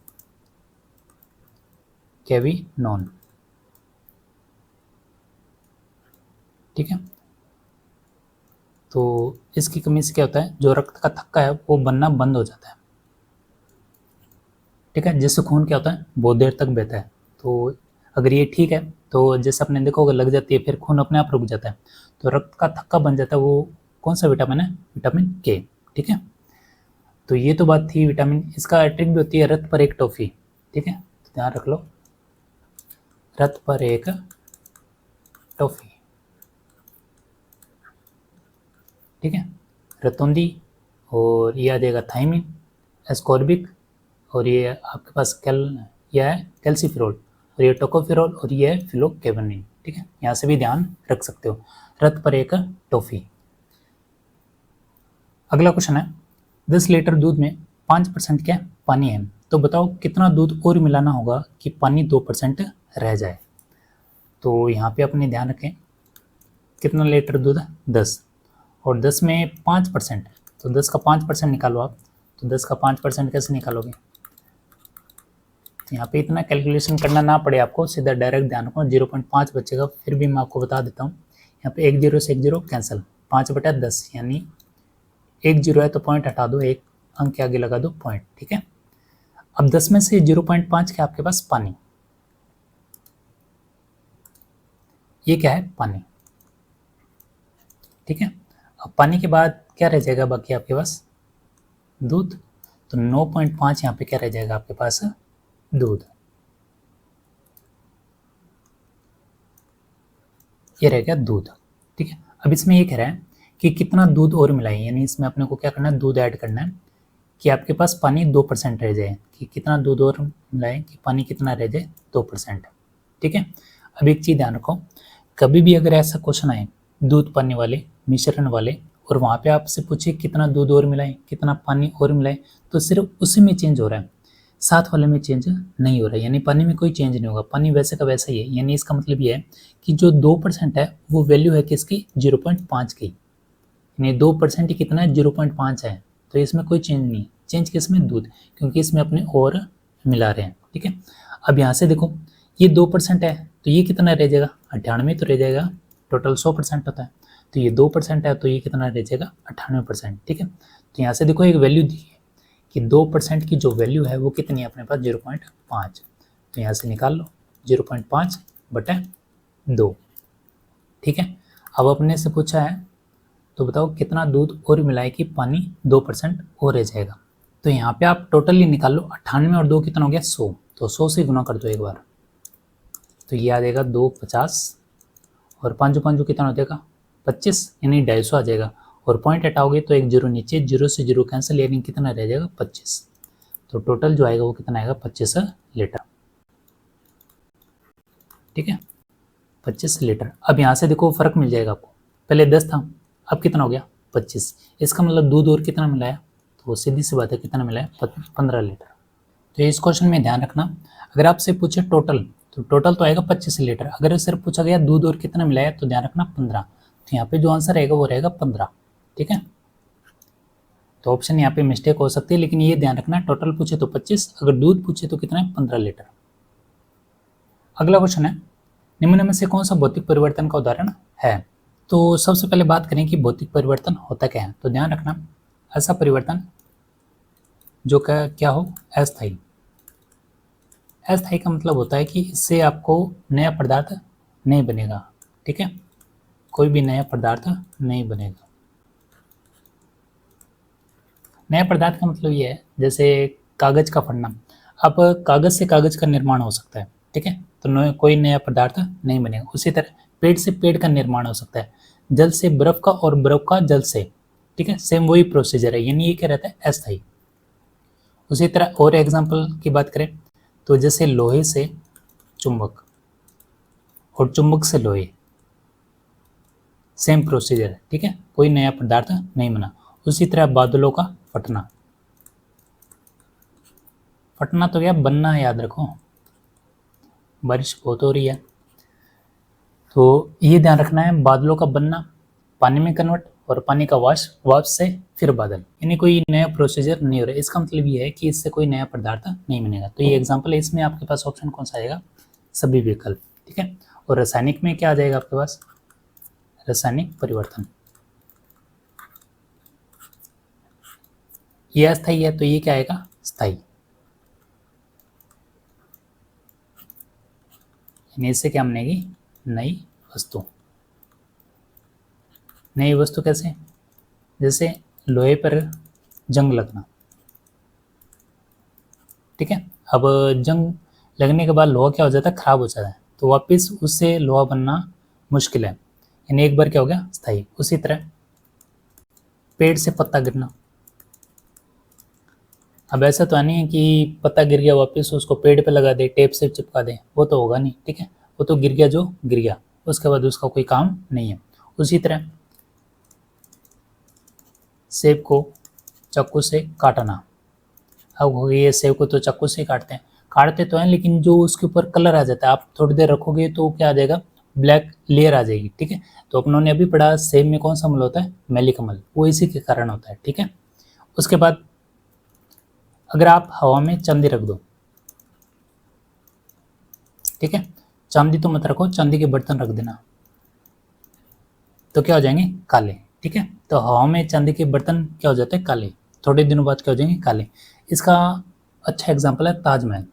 ताजमहल पे अगर आप गए हो, ताजमहल पे नहीं, ताजमहल अगर वहाँ पे गए हो तो आपने देखा होगा ताजमहल धीरे धीरे क्या होना, पीला पड़ना स्टार्ट हो गया। ठीक है, कौन सी रिएक्शन हो रही है, केमिकल रिएक्शन। ठीक है, उसके बाद ध्यान रखना है, एक दूध से दही बनना, दूध से दही बनना। अब ऐसा तो नहीं है कि दही से वापस दूध बना दोगे, पॉसिबल ही नहीं है। इसका मतलब ये क्या हो जाता है, स्थायी। ठीक है, लेकिन भौतिक जो परिवर्तन है वो कैसा है, अस्थायी। अगला क्वेश्चन है, 5 वर्ष पूर्व ए, बी तथा सी की आयु का योग कितना है, 75 वर्ष, और 6 वर्ष बाद उनकी आयु का अनुपात कितना है, 3:4:5 होगा। तो बताओ उनकी वर्तमान आयु का अनुपात क्या होगा। तो ऐसे क्वेश्चनों में हमेशा एक चीज ध्यान रखो, आप ऐसे क्वेश्चनों में पहुंचो वर्तमान एज तक कि आज की एज क्या है। आप कहोगे सर मेरी 5 साल पहले जो एज थी वो 15 थी, तो वर्तमान में क्या होगी? आप कहोगे 20 थी। सीधी सी बात है, 5 साल पहले अगर 15 थी तो वर्तमान में क्या होगी? 20 ही तो होगी। तो यही कॉन्सेप्ट अपने यहाँ लगाते हैं। तो देखो 5 वर्ष पूर्व कितनी एज थी टोटल? 75। अब यहाँ से आप पहुँचो वर्तमान में। वर्तमान में कैसे पहुँचोगे? देखो 5 वर्ष पूर्व, तो 5 वर्ष पूर्व बंदे कितने? 3। तो वर्तमान में क्या हो जाएगा? ये ऐड, ये भी +5, ये भी +5 और ये भी +5। कितने ऐड होगी? 5 और 5 10, 10 और 5 15। तो इसमें आप कर दो 15 ऐड, तो 75 और 15 कितने होंगे यहाँ पे? 90। ये अपने किसकी बात कर रहे हैं? वर्तमान की। ठीक है। उसके बाद कह रहा है कि 6 वर्षों बाद उनकी आयु का अनुपात 3:4:5 हो जाता है। अब 6 वर्ष बाद की बात कर रहा है, तो 6 वर्ष एक के तो बढ़ने से रहे, तीनों की तो बढ़ेंगे, तो 6 इसके भी बढ़ेंगे, 6 इसके भी बढ़ेंगे, 6 इसके भी बढ़ेंगे, टोटल कितने बढ़ गए? 18। तो इसका मतलब ये है कि 90 में अगर आपने 18 जोड़ दें तो क्या आ जाएगी आपके पास? 6 वर्ष बाद की एज। ये देखो 90 और 18 कितने होंगे? 108। और इसका अपने पास अनुपात दिया हुआ है 3:4:5। 3:4:5। फिर से ध्यान से देखो, 5 वर्ष पूर्व अपने को एज दी हुई है कितने? 75। अपने को पहुंचना कहाँ पे है? वर्तमान में। तो वर्तमान में पहुंचने के लिए अपने को पता है 5 वर्ष पहले की बात कर रहे हैं, तो अगर अपने को वर्तमान में पहुंचना है तो 5 ऐड करना होगा। ठीक है। तो ए में भी ऐड करोगे, बी में भी ऐड करोगे, सी में भी ऐड करोगे। कितने ऐड करोगे? 15। तो कितना आ गया यहाँ पे? 90। ठीक है। तो 90 में आपको क्या करना है? उसके बाद जो रेशो दिया हुआ है वो 6 वर्ष बाद का दिया हुआ है, तो 6 एक में तो बढ़ने से रहा, तीनों में तो बढ़ेगा, तो 6 ए में, बी में, सी में बढ़ेगा कितना? टोटल 18। तो आपके पास कितना आ गया यहाँ पे? 108। ठीक है। तो टोटल आपके पास 108 है, अनुपात है 3:4:5। तो यहाँ से टोटल निकालो, तो ये टोटल कितने होंगे? 5, 4, 9 और 3 12। तो 12 की वैल्यू कितनी है? 108। यही तो दे रखा है। तो यहाँ पे अपने कहे कि 108 है जो वैल्यू है किसकी? 12 की। अब यहाँ से पूछा है कि उनकी वर्तमान आयु का अनुपात बताओ, तो आपको क्या करना है? क्रम से पहले 3 से गुना कर दो, फिर 108/12 किससे गुना कर दो? 4 से, फिर 108/12 किससे गुना कर दो? 5 से। ये लो आ जाएगा आपके पास। तो 3 चौके 12, तो 4 दूनी 8, ये रह जाएगा 4, 4 7 28। तो कितना आ जाएगा यहाँ पे? 27। तो एक तो आ गया 27। ठीक है। फिर से कैलकुलेट करो, 3 चौके 12 हो गया, ये हो गया 4 दूनी 8, 2 रह गया यहाँ पे, और 4 7 28। उसके बाद यहाँ से कैलकुलेट करो, 4 तिया 12, 3 से काटो, 3 तिया 9, एक रह गया, तो 3 छके 18। तो यहाँ पे आपके पास कितना आ गया? 36। ठीक है। और उसके बाद यहाँ से कैलकुलेट करो, तो ये 12 से काट लो आप, 12 में 108, तो 9 पंजे कितना हो गया यहाँ पे? 45। ये अनुपात आया। अब इसमें कोई अनुपात मैच नहीं कर रहा, क्यों नहीं कर रहा? आप मुझे ये बताओ, ये जो रेशो है ये कौन सा निकाला अपनों ने? 6 वर्ष बाद का। वर्तमान में पहुंचना है, तो वर्तमान में पहुंचने के लिए आप क्या करोगे? वर्तमान में पहुंचने के लिए आप प्लस करोगे कि माइनस करोगे? अगर मैं आपसे पूछूं कि आपकी 6 वर्ष बाद एज कितनी हो जाती है? 26, तो वर्तमान एज कितनी है? तो आप कहोगे 20 है, क्योंकि 6 वर्ष बाद आप कितने के हो जाओगे? 26 के तो हो जाओगे। तो यही है, ये है सब 6 वर्ष बाद की। ठीक है, 6 वर्ष बाद। तो 6 वर्ष इसमें कम कर दो, ये कितना हो गया? 21, ये कितना हो गया? 30, और ये कितना आ जाएगा? 39। ठीक है। तो ये 3 से कट जाएगा, 7 21, 10 तिया 30, और 13 तिया 39, 7 10 13, सी ऑप्शन। ठीक है।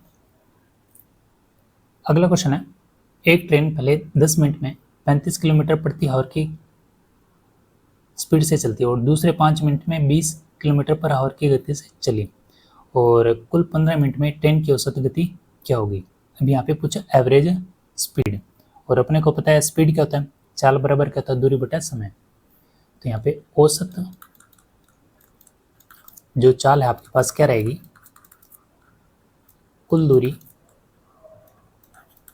बटा क्या आ जाएगा? कुल समय। ठीक है। अब यहाँ पे आपको क्या निकालना? दूरी। तो दूरी निकालने के लिए आप क्या करोगे? अपने को पता है 10 मिनट में वो 35 की स्पीड से चला, तो दूरी निकाल सकते हैं अपने, ठीक है। तो यहाँ से अपने दूरी निकाल लेते हैं। पहले तो दूरी बराबर क्या होता है, चाल इंटू समय, स्पीड इंटू टाइम। तो स्पीड कितनी है 35 और टाइम कितना लगा 10 मिनट।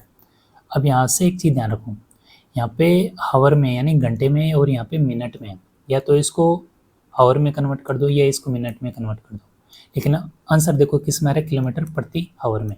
इसका मतलब मिनट को ही चेंज करना अपने को, तो इसको घंटे में चेंज करने के लिए आप क्या करो, 60 से भाग दे दो, ठीक है। तो ये 1 0 से 1 0 कट गया, तो 35/6 ये आ गई दूरी, ठीक है। उसी तरह सेकंड की बात करें तो चाल कितनी यहाँ पे 20 और टाइम कितना है यहाँ पे 5, तो इसको भी घंटे में कन्वर्ट कर दो बटे 60, तो ये 12 पे कट जाएगा और ये आ जाएगा आपके पास 5 4 और ये 3 चौके 12 यानी 5/3, ठीक है। ये आ गई अपने पास दूरी। तो कुल दूरी अपनी यहाँ से कर देते हैं, तो इन दोनों को जोड़ दो कुल दूरी में, 35/6 प्लस 5/3, ठीक है। और बटे में आ जाएगा कुल समय कितना है 15 मिनट, तो 15 मिनट को किस में कन्वर्ट कर दो आप, हावर में यानी बटे 60, तो यह तो आ जाएगा 15 चौके 60। ऊपर हल करो इनको, तो एलसीएम कितना आ गया ऊपर 6, तो 6 आ गया, यहाँ पे कितना रहेगा 35 और 3 को 6 से भाग दो 2, तो ये कितना आ जाएगा 10। अब ये आ गया 1/4, 1/4 को ऊपर ले जाओगे क्या हो जाएगा 4/1, ठीक है। तो ये आ जाएगा आपके पास 3 दूनी 6 2 दूनी 4, ये आ जाएगा आपके पास 45 और ये आ जाएगा आपके पास 2/3, तो ये आ जाएगा 15 3 45 और 15 दूना कितना होता है 30, तो 30 किलोमीटर पर हावर ये रहेगी आपकी एवरेज स्पीड, यानी ऑप्शन कौन सा होगा ए, ठीक है। तो यही था आपका आंसर जो अपने को ध्यान रखना है। तो ये तो सीधा फॉर्मूला लगा है, इसमें तो कोई ज़्यादा टिपिकल है नहीं, कुल दूरी बटा कुल समय, कुल दूरी निकाल लो और समय अपने को दिया ही हुआ है, बस ये ध्यान रखो कि ऑप्शन में आपके पास दिया हुआ किलोमीटर पर हावर, ठीक है। अगला क्वेश्चन है, यदि कोई धन किसी चक्रवृद्धि ब्याज की दर से 5 वर्षों में कितना हो जाता है, दुगना होता है, तो बताओ कितने समय में ये 8 गुना हो जाता है। तो ध्यान रखो यहाँ पे आ रहा है चक्रवृद्धि ब्याज, तो ये पूछ रहा है कि कोई धन 1 है और 5 सालों में कितना हो जाता है दुगना, ये तो पूछ रहा है, और कहता है कितने समय में ये 8 गुना हो जाएगा, यानी जो 1 है ये कितने टाइम में 8 गुना हो जाएगा, ये पूछ रहा है अपने से। तो दिखने में तो आसान लग रहा है, 2 लाइनों का क्वेश्चन है, लेकिन इस क्वेश्चन में आपको क्या करना है, थोड़ा सा माइंड लगाना है। सरल ब्याज और चक्रवृद्धि ब्याज दोनों बता देता हूँ यहाँ पे, दोनों आप ध्यान रखो। तो यहाँ पे ध्यान रखो कि आपके पास 1 से कितना हो रहा है 2, तो 2 यहाँ पे इसको पावर में लिखो आप, 2 की पावर 1, सर्वीय चक्रवृद्धि ब्याज में करना आपको, और 2 है इसको भी 2 की पावर में लेके आना आपको, क्या करना है यहाँ पे 8 है, 8 को क्या लिख सकते हो आप 2 की पावर 3। इसका मतलब ये है कि आपके पास जो 5 ईयर में 1 से 2 हुआ वो कितनी पावर में है 2 की पावर 1, यानी जो आपके पास 1 की वैल्यू है वो कितनी है 5 साल, ठीक है, यानी जो ये 1 की वैल्यू वो कितनी है 5 साल। उसी तरह तो यहाँ पे 3 की वैल्यू कितनी हो जाएगी, 1 की वैल्यू 5 साल, तो 3 की वैल्यू कितनी हो जाएगी 5 × 3 कितनी आ जाएगी 15 साल, यानी 1 से 8 हो गया कितने सालों में 15 सालों में, तो आंसर कितना आएगा 15। समझ गए। ध्यान रखना अगर यहाँ पे मान लो कोई धन अगर आपसे पूछे 5 सालों में कितना हो जाता है 3 गुना, और आगे पूछे आपसे जैसे मान लो 3 हो गया, फिर आपसे पूछ ले तो बताओ ये कितने समय में 27 गुना हो जाता है, तो आप क्या करो 3 की पावर 1 और इसको भी 3 में कन्वर्ट करो, 3 3 9 होती है 27, यानी 3 की पावर 3। तो ये कब करना आपको, जब क्या दिया जाए चक्रवृद्धि ब्याज, ठीक है। सरल ब्याज में क्या होगा, जैसे मान लो कोई धन 1 से 2 गुना हो रहा है कितने सालों में 5 सालों में, तो यहाँ से ब्याज निकाल लो आप, 1 से 2 हो गया, 2 का मतलब ये अमाउंट मिश्र धन है, तो मिश्र धन है ये मूलधन है, तो ब्याज कितना हो गया 1, यानी 1 जो ब्याज है वो कितना बढ़ रहा है 5 सालों में, ये तो है। फिर 1 से कितना हो गया ये 8, 1 से कितना हो गया 8, अब 8 यहाँ पे क्या है मिश्र धन, तो ब्याज कितना हो गया यहाँ पे आप कहोगे प्रिंसिपल 1 है, मिश्र धन 8 है, तो ब्याज कितना हो गया यहाँ पे 7, तो 7 ब्याज कितने सालों में लगेगा, अगर 1 ब्याज 5 सालों में लगता है तो 7 जो ब्याज है वो कितने सालों में लगेगा 7 × 5 यानी 35 सालों में। समझ गए। तो ये सरल ब्याज के लिए और ये है चक्रवृद्धि ब्याज के लिए। तो दोनों कॉन्सेप्ट ध्यान रखना है इसमें। अगला क्वेश्चन है, निम्नलिखित में से किस लोन में क्रिस्टलीकरण का जल नहीं होता? सबसे पहले तो ध्यान रखो क्रिस्टलीकरण होता क्या है। तो जैसे जल है, जल से आप क्या बनाते हो? बर्फ। तो बर्फ में क्या जाता है? क्रिस्टलीकरण। उसी तरह जैसे समुद्र है, समुद्र से जैसे खारा समुद्र है उससे निकल के क्या आता है? नमक। तो नमक में उसमें भी क्या मिलेगा आपको? क्रिस्टल। ठीक है, जैसे आपने सेंधा नमक देखा होगा, उसका पत्थर सा आता है तो वो क्या क्रिस्टल रूप होता है। ठीक है, तो इसमें पूछा है किस लवण में क्रिस्टल का जल नहीं होता? तो खाने का सोडा, और अगला है धोने का सोडा, जिप्सम, नीला, विट्रोइल। तो ध्यान रखना, खाने का सोडा ये किस फॉर्म में आता है आपके पास? पाउडर फॉर्म में। ठीक है, और खाने का सोडे को क्या बोलते हैं? Sodium bicarbonate, NaHCO3। ठीक है, उसके बाद नीला विट्रोइल, इसको बोलते हैं नीला थोथा, नीला थोथा। और इसका जो फॉर्मूला होता है वो होता है CuSO4 5H2O। ये यूज़ कहाँ आता है? ये यूज़ आता है एग्रीकल्चर में। जो कीटनाशक आता है उनको मारने के लिए दवा आती है नीला थोथा। ठीक है, और जिप्सम का अगर ध्यान रखें CaSO4 2H2O। और धोने का सोडा ये तो बताया था, इसमें पानी ऐड हो जाएगा Na2CO3 और क्या आ जाएगा? पानी 10H2O। बस ये इसमें ध्यान रखना है। तो किस में क्रिस्टल नहीं होगा? खाने के सोडे में। अगला क्वेश्चन है, 5 विद्यार्थियों द्वारा प्राप्त अंकों का औसत कितना है? 55 है, और 5 विद्यार्थियों में से 3 विद्यार्थियों का औसत कितना है? 65 है। तो अन्य 2 विद्यार्थियों का औसत क्या होगा? तो ये भी क्वेश्चन आसान है, एवरेज का क्वेश्चन है। ये कह रहा है कि 5 विद्यार्थियों का जो औसत है वो कितना है? 55। ठीक है, तो टोटल जो अंक है वो कितने हो जाएंगे? 5 × 55 करो तो 5 5 25, और 25 और 2 कितना हो गया? 27, तो 275। ये हो गए टोटल अंक। और फिर कह रहा है कि 5 में से 3 जो स्टूडेंट हैं उनके औसत कितने? 65। बाकी कितने रह गए? 2। तो इनकी पूछ रहा है कि इनका औसत है क्या होगा? तो आपको क्या करना है? तो 3 को गुणा कर दो 65 से, तो कितना आ जाएगा आपके पास? ये आ जाएगा 5 × 15 और 6 × 18, यानी 195। तो ये आ जाएगा 195। तो 5 टोटल और ये 3 का टोटल, इनको घटा दो तो किसका टोटल आएगा? 2 का। तो ये आ जाएगा 0 और ये 80।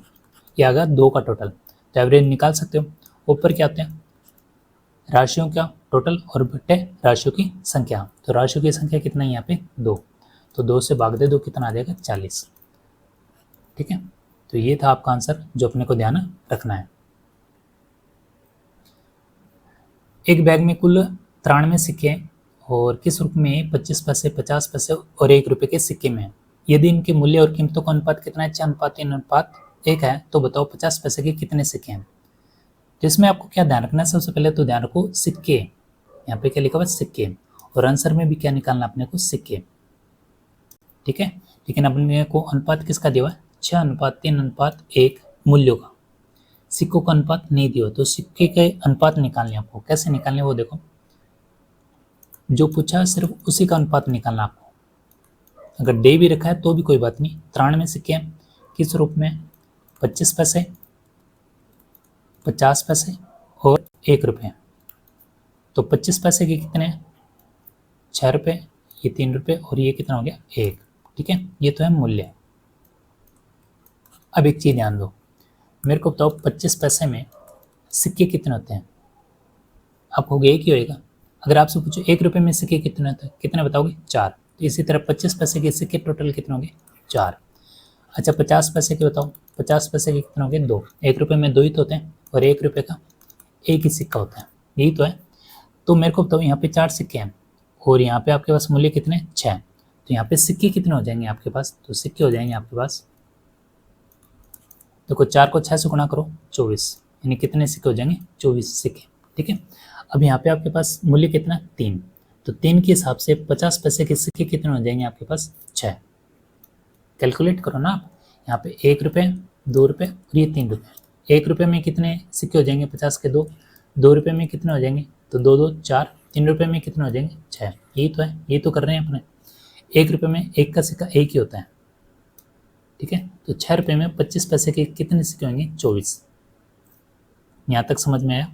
उसके बाद पूछ रहा है 50 पैसे के कितने सिक्के होंगे, 50 पैसे के कितने सिक्के होंगे। तो आपको क्या करना है, यहाँ पे सबसे पहले सिक्कों का टोटल करो।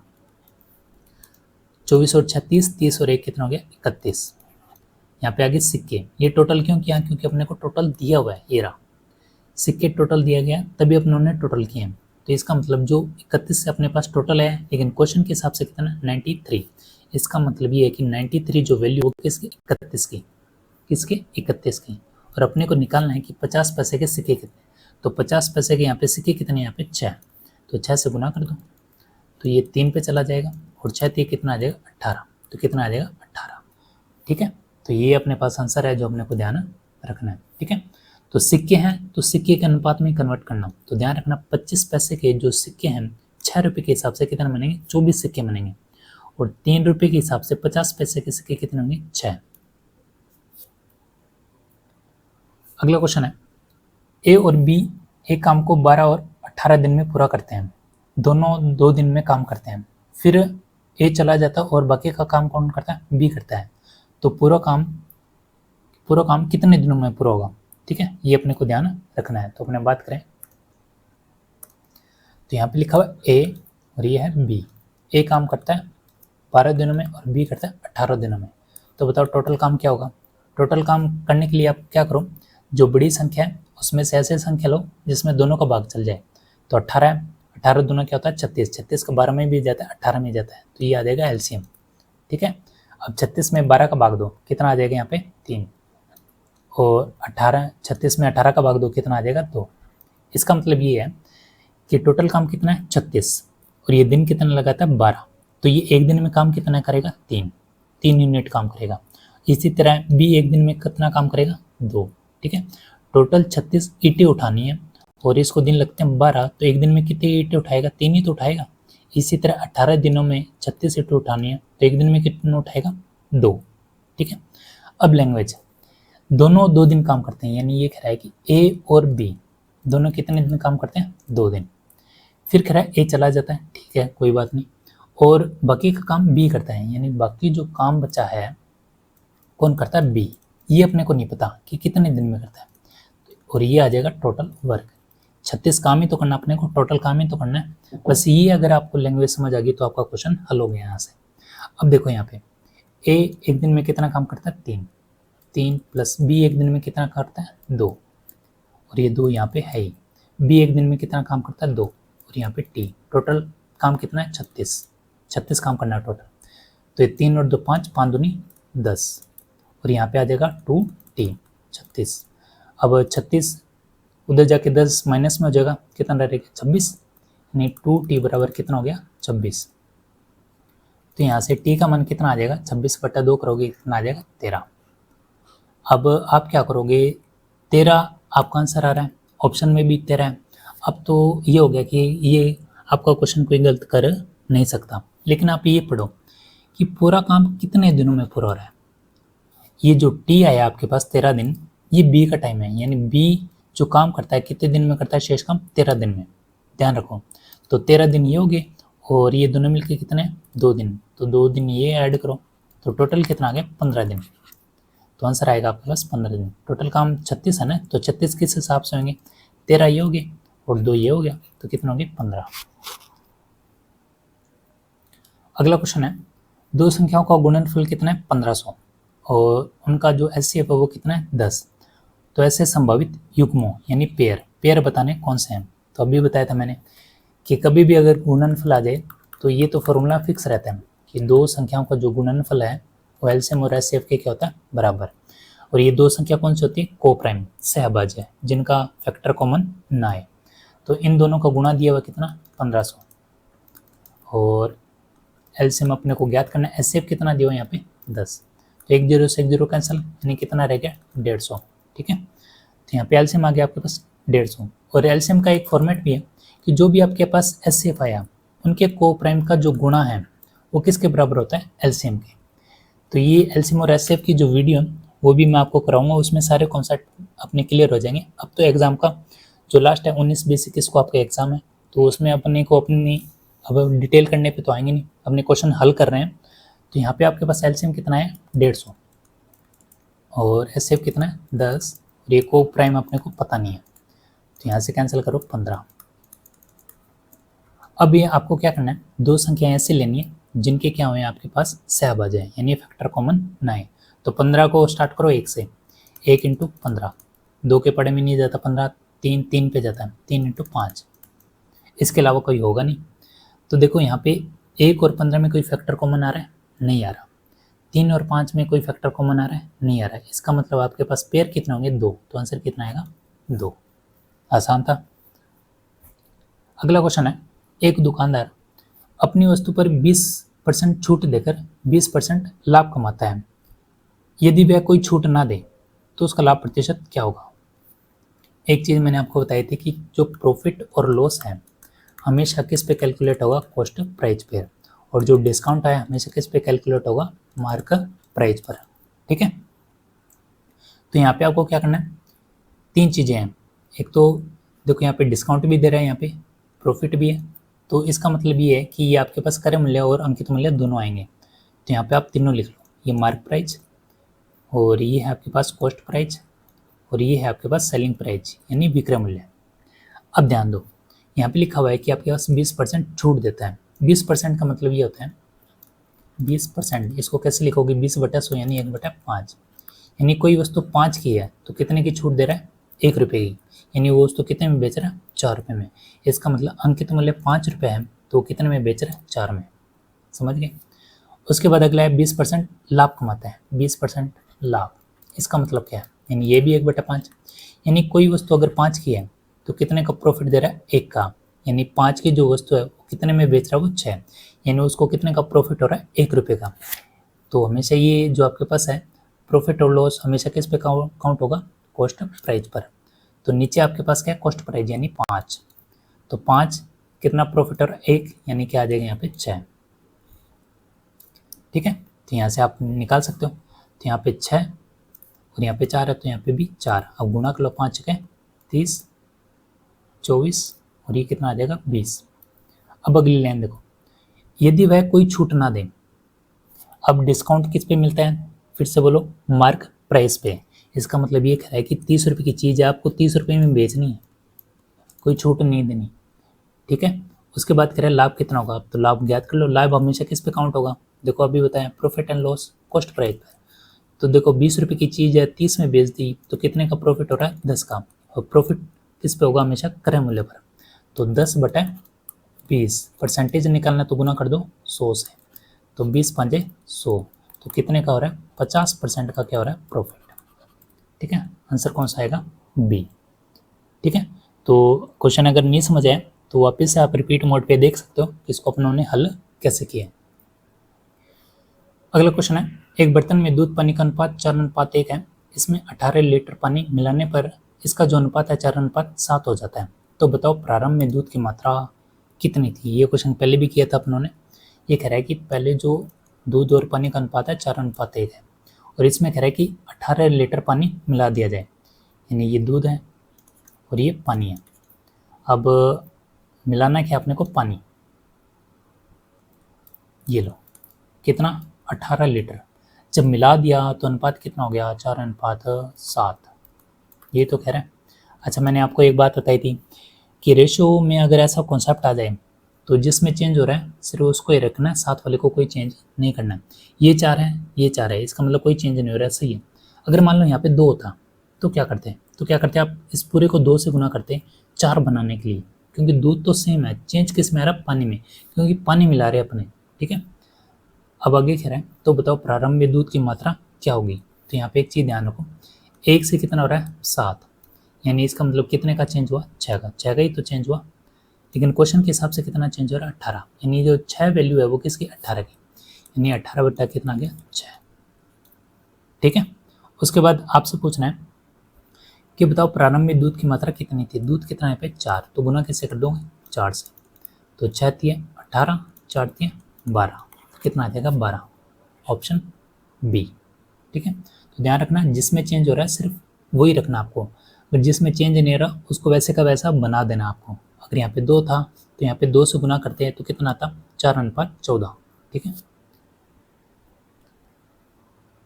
अब अगला क्वेश्चन है, ये एसएससी में आया हुआ है और आपसे पूछ रहा है एससीओ बताओ। तो ये तो क्वेश्चन आसान है, ऐसा क्वेश्चन आ जाए तो आपको तो गलत करना ही नहीं है।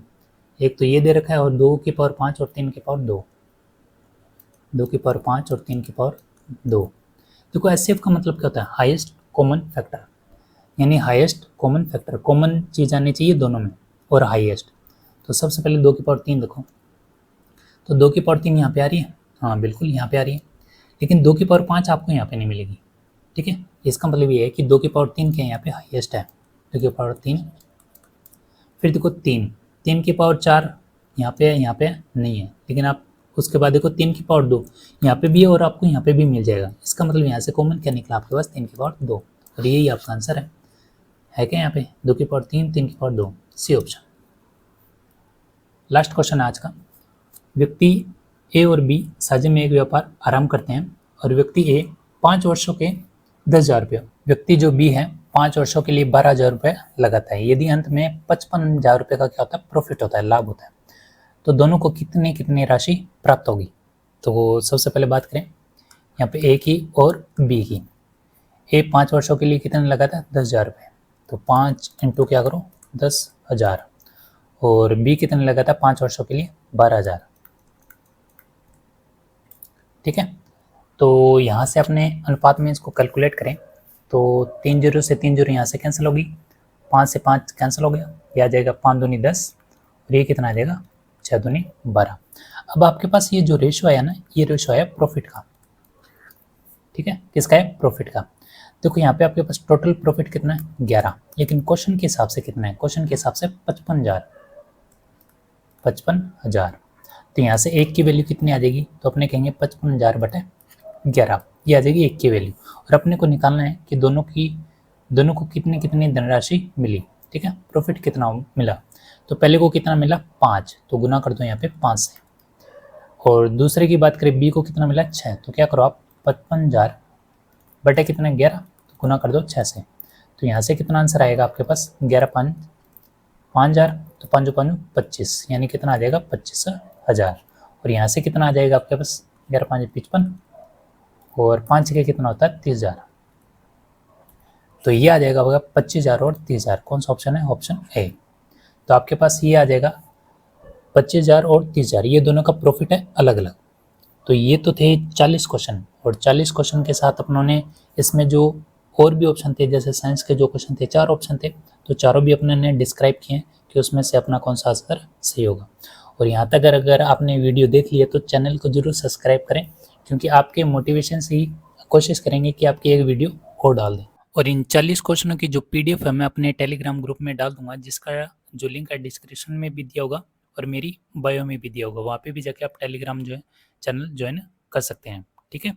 तो 19 20 21 3 दिन एग्जाम है, तो उसके लिए आपको पहले से अग्रिम शुभकामनाएं, और इस वीडियो को अपने व्हाट्सएप ग्रुप और अपने दोस्तों को भी शेयर करें। धन्यवाद।